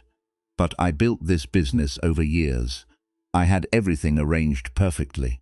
I knew exactly how to make it work, and now it's all destroyed, and that arrangement was always temporary. Hakuin said, "You just didn't know it. Everything we build is temporary. Houses stand until they fall. Businesses thrive until they don't. Health continues until it fails. Situations remain stable until they change. This is the nature of all conditioned things, all things that depend on circumstances. You didn't lose something eternal. You lost something that was always going to change eventually. The storm just made the change happen suddenly instead of gradually." Ichiro sat in silence, watching Hakuin sweep. The anger was still there, but something else was stirring underneath it. A recognition that the monk was pointing at something true. So, what should I do? Stop clinging to how things were and look at what's actually here now. The farmers need help rebuilding. The fishermen need new boats. Both communities need goods they can't produce themselves anymore. You have a cart. You have knowledge of trade. You have relationships in other regions that weren't affected by the storm. Can you see what's needed now instead of mourning what was needed before? Over the following days, Ichiro began to shift his perspective. Instead of focusing on his lost trade routes, he looked at what was actually needed. The farming villages needed salt-tolerant seeds to replant their fields. They needed tools to clear the debris. The fishing villages needed materials to rebuild boats. They needed supplies while they recovered. He used his cart and his knowledge to bring what was needed. It wasn't the same business he'd had before. The profit was smaller at first. The work was harder. But it was meaningful work and it was possible work. And gradually, as the communities recovered, new patterns of trade emerged. Different from before, but functional, alive. When he visited Hakuin again months later, his face was different. Less tight, more open. "You were right," he told the monk. "I was clinging to how things were. I couldn't see what was actually possible because I was too busy grieving what was lost. And now I understand what you meant about holding lightly. I still care about my work. I still care about my family's well-being. But I don't cling to any particular arrangement. I know everything can change, and when it does, I can work with the change instead of fighting it." This is what Zen Buddhism teaches. Hakuin said, "Hold everything lightly, appreciate fully but don't grasp, care deeply but don't cling. Then when change comes, as it always does, you can flow with it instead of breaking against it." This principle of holding lightly applies to everything in life. Not just material things or business arrangements, but relationships, ideas, identities, plans. Everything we think is solid is actually fluid.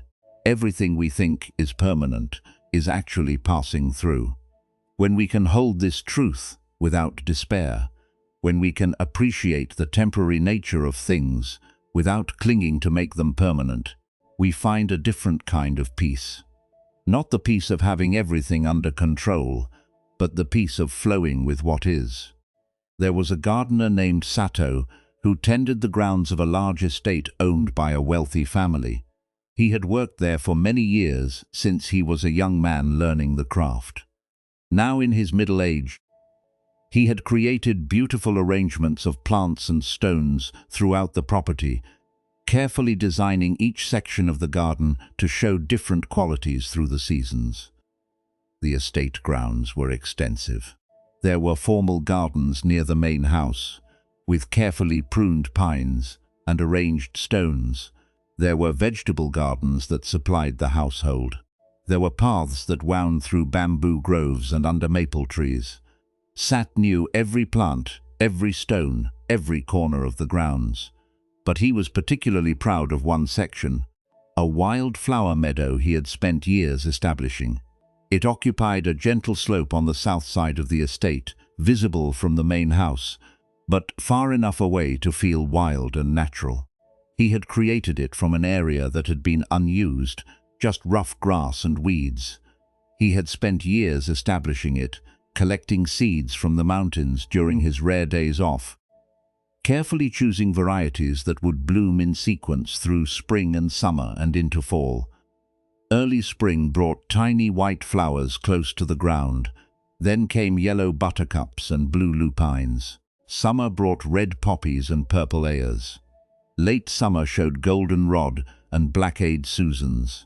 The meadow was a progression of color and texture, different flowers appearing as the season advanced, like a long poem being written across the months.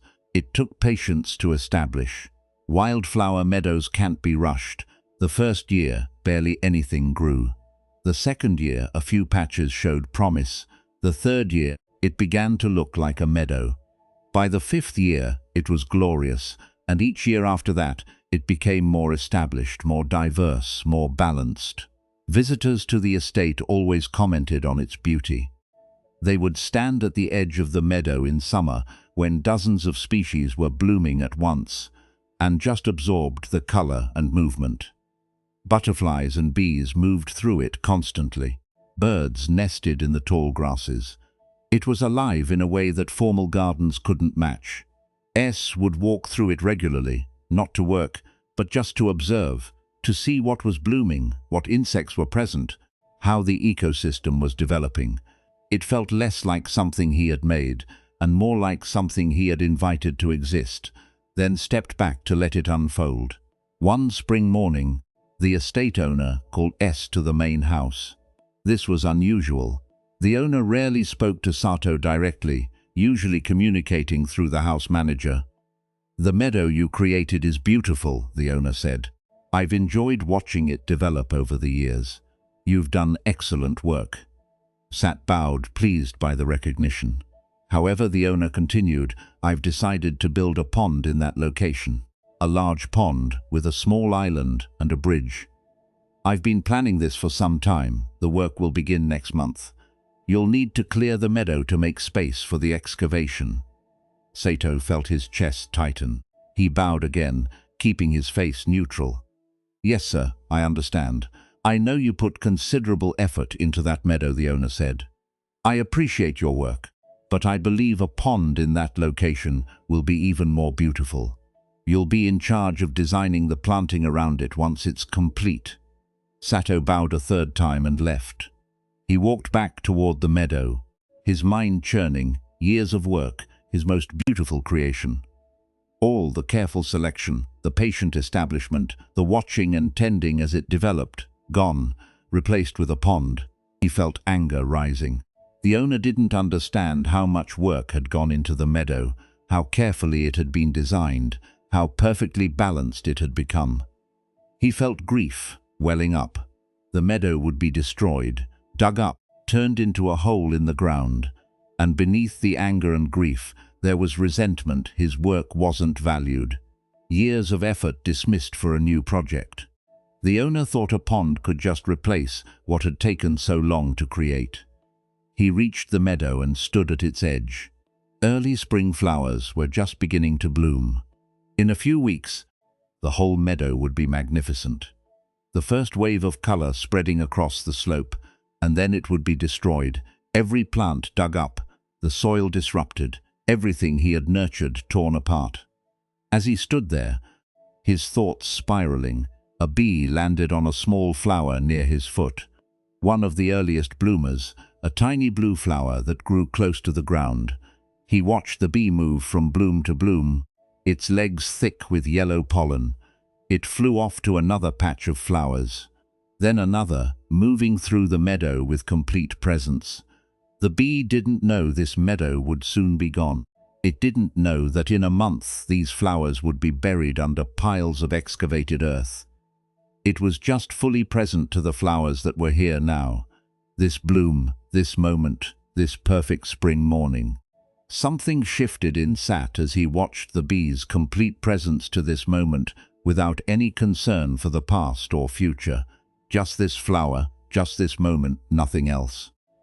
He realized he could spend the next month grieving what would be lost, making himself miserable before the meadow was even touched.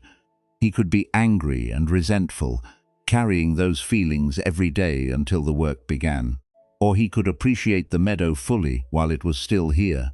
Every flower, every bee, every breeze moving through the grasses, every morning walk, every evening observation, he chose appreciation.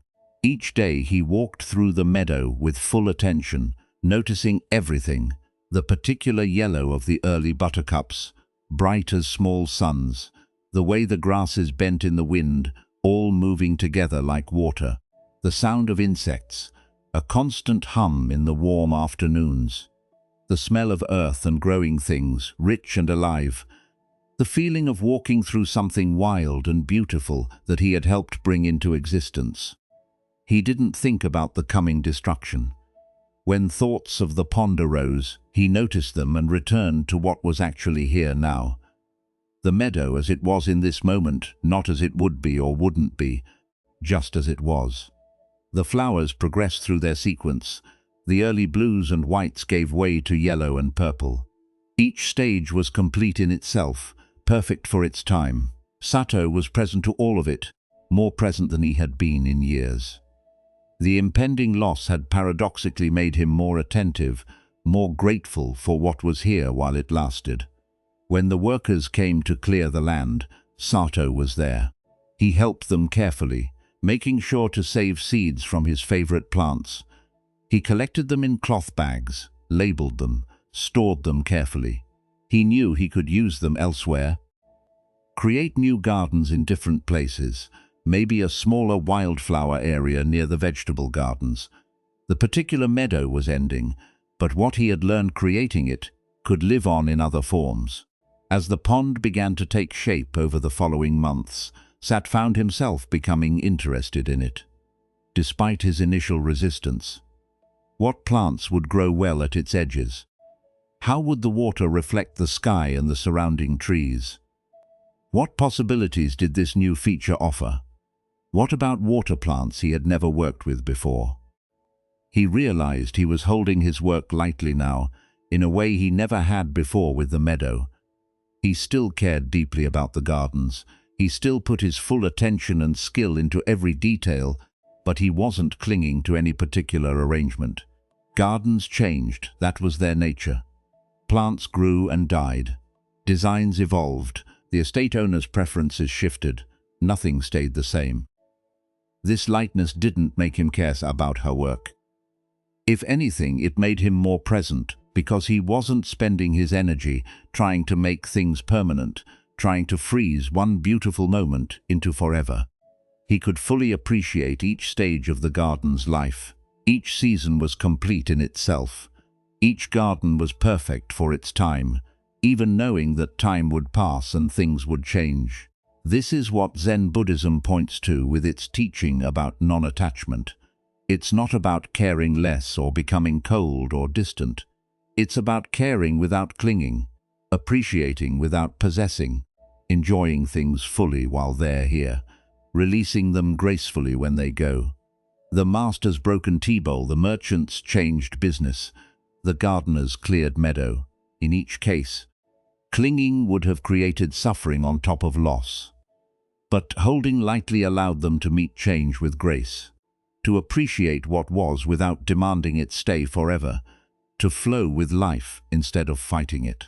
When you relax your grip, something else relaxes too. The constant tension of trying to keep everything the same eases. The fear of loss softens because you're not fighting change anymore. You're allowing it, flowing with it, meeting each moment as it comes.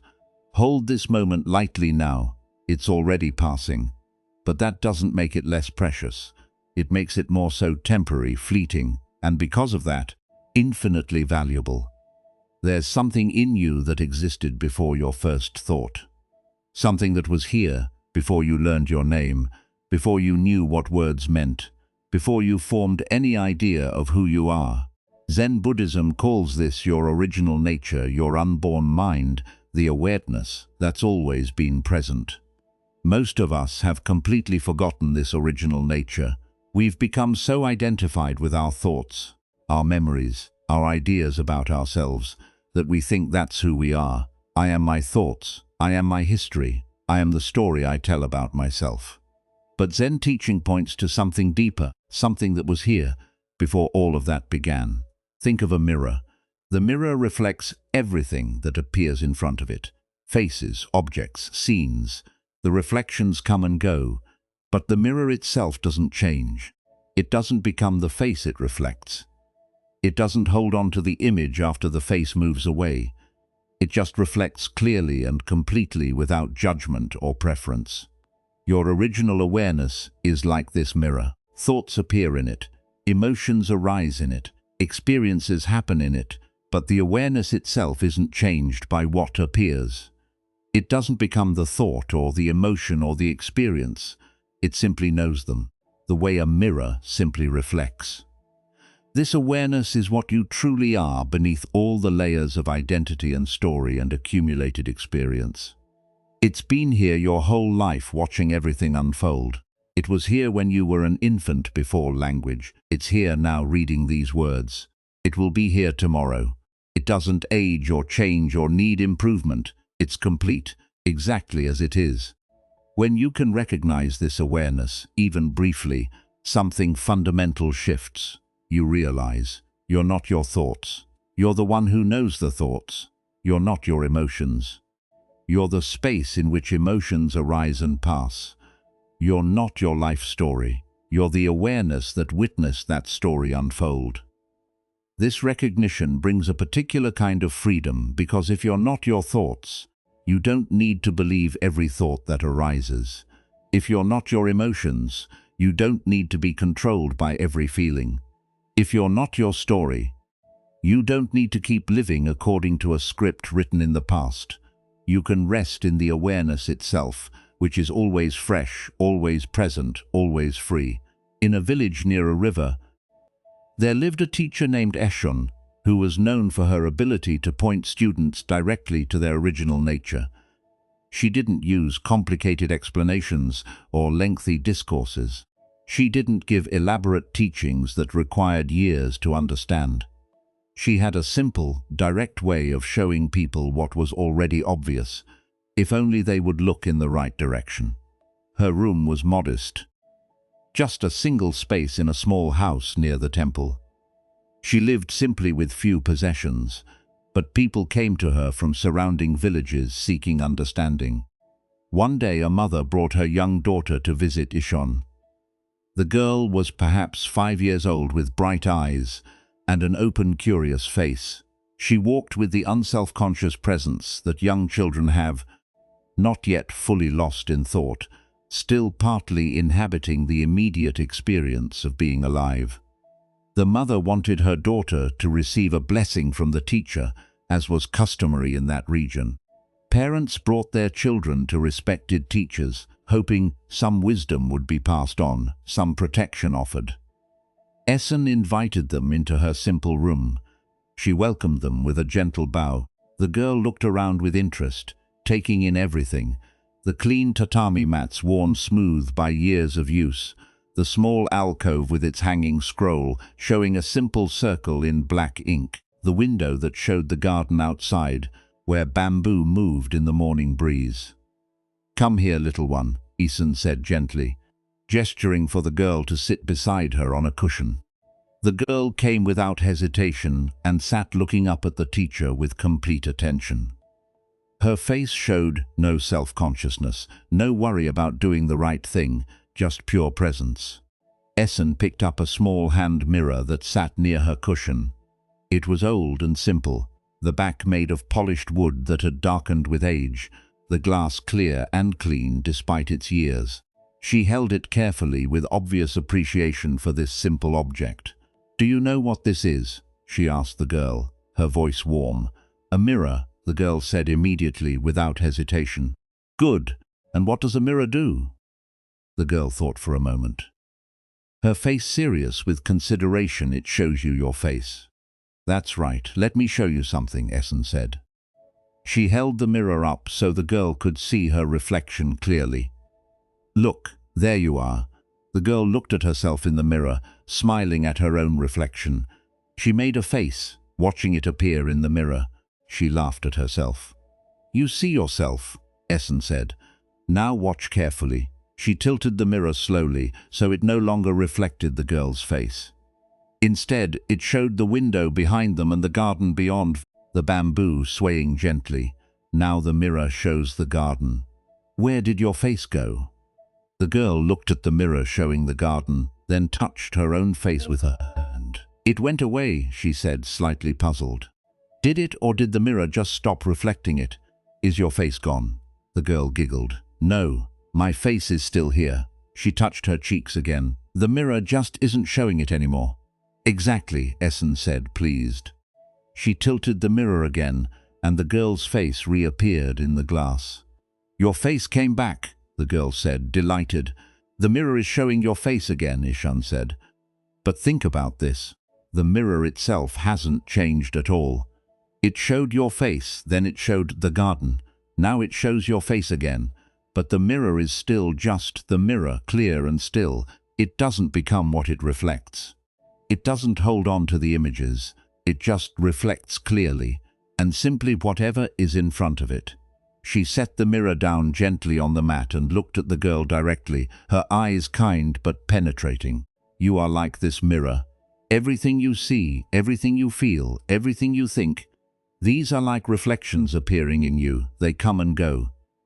Right now, you're happy, so happiness appears.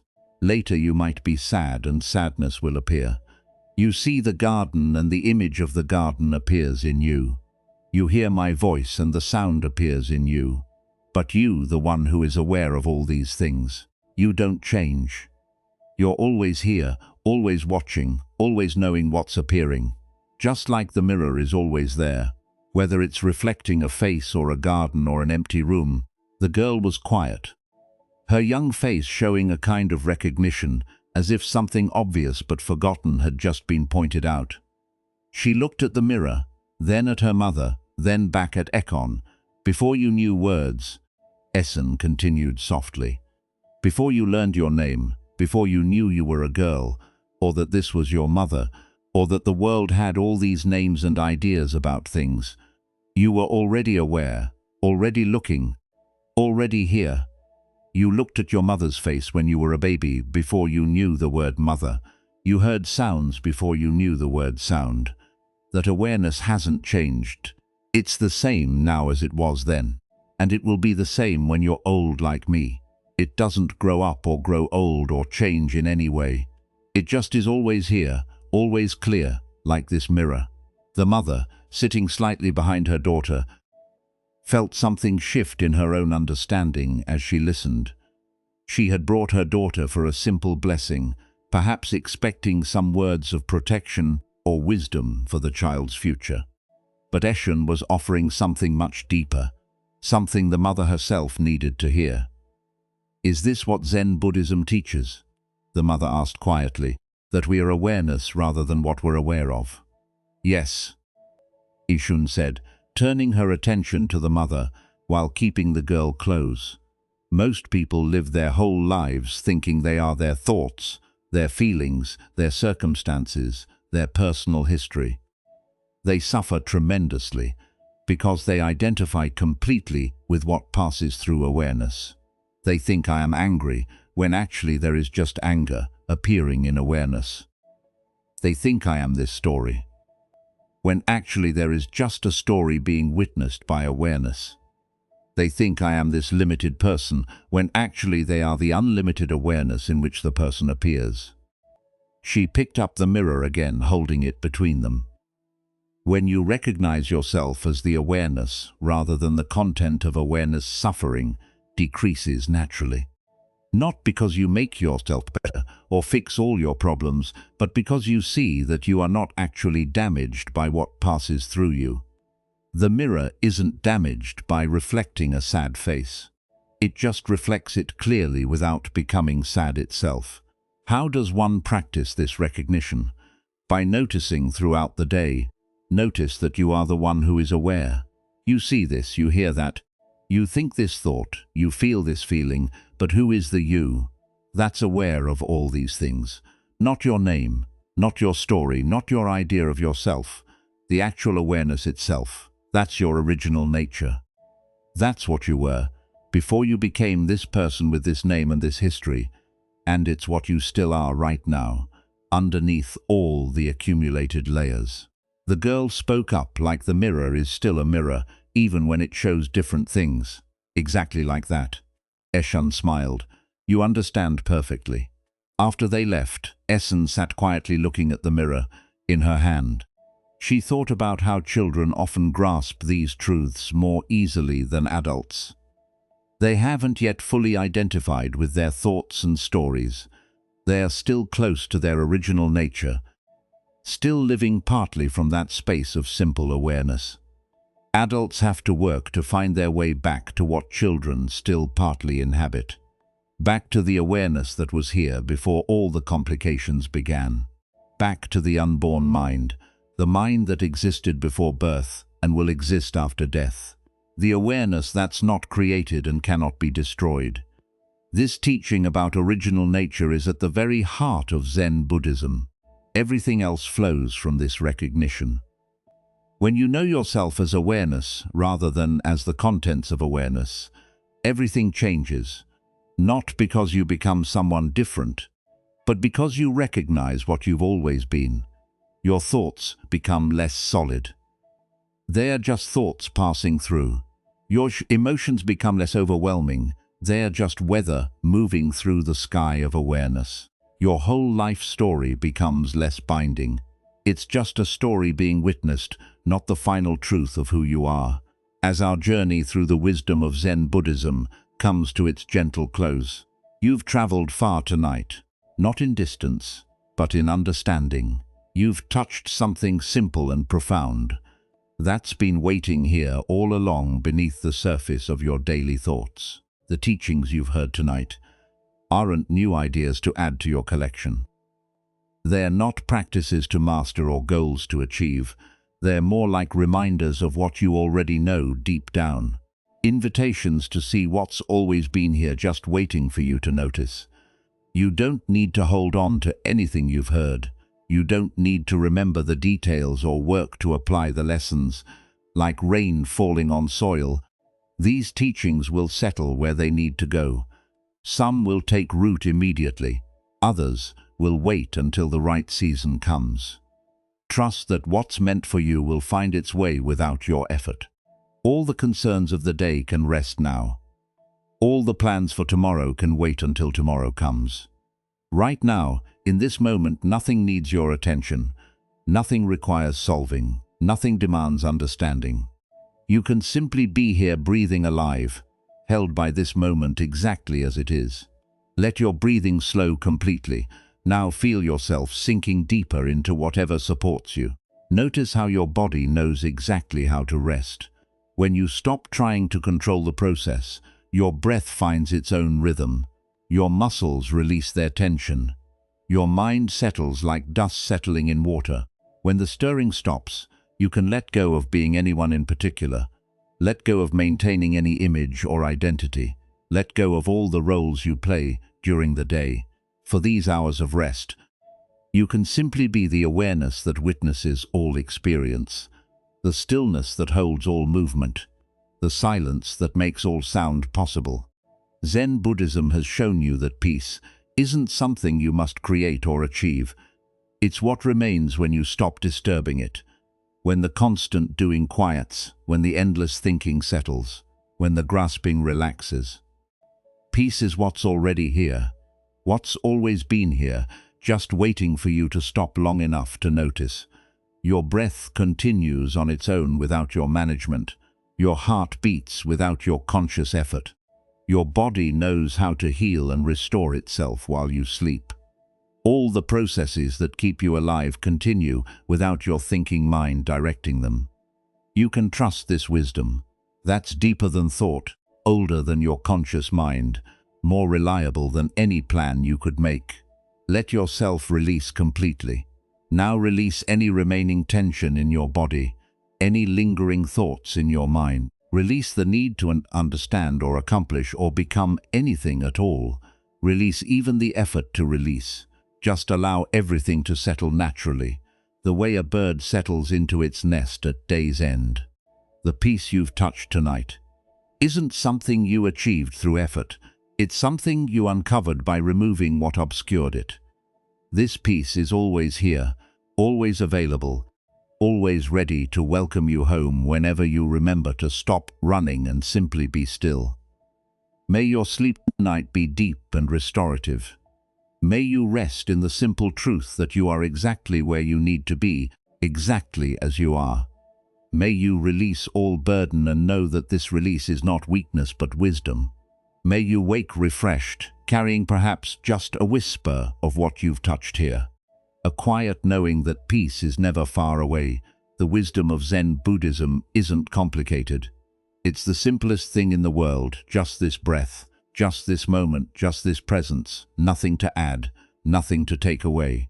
Everything already complete exactly as it is. Sleep well, and thank you for joining us here at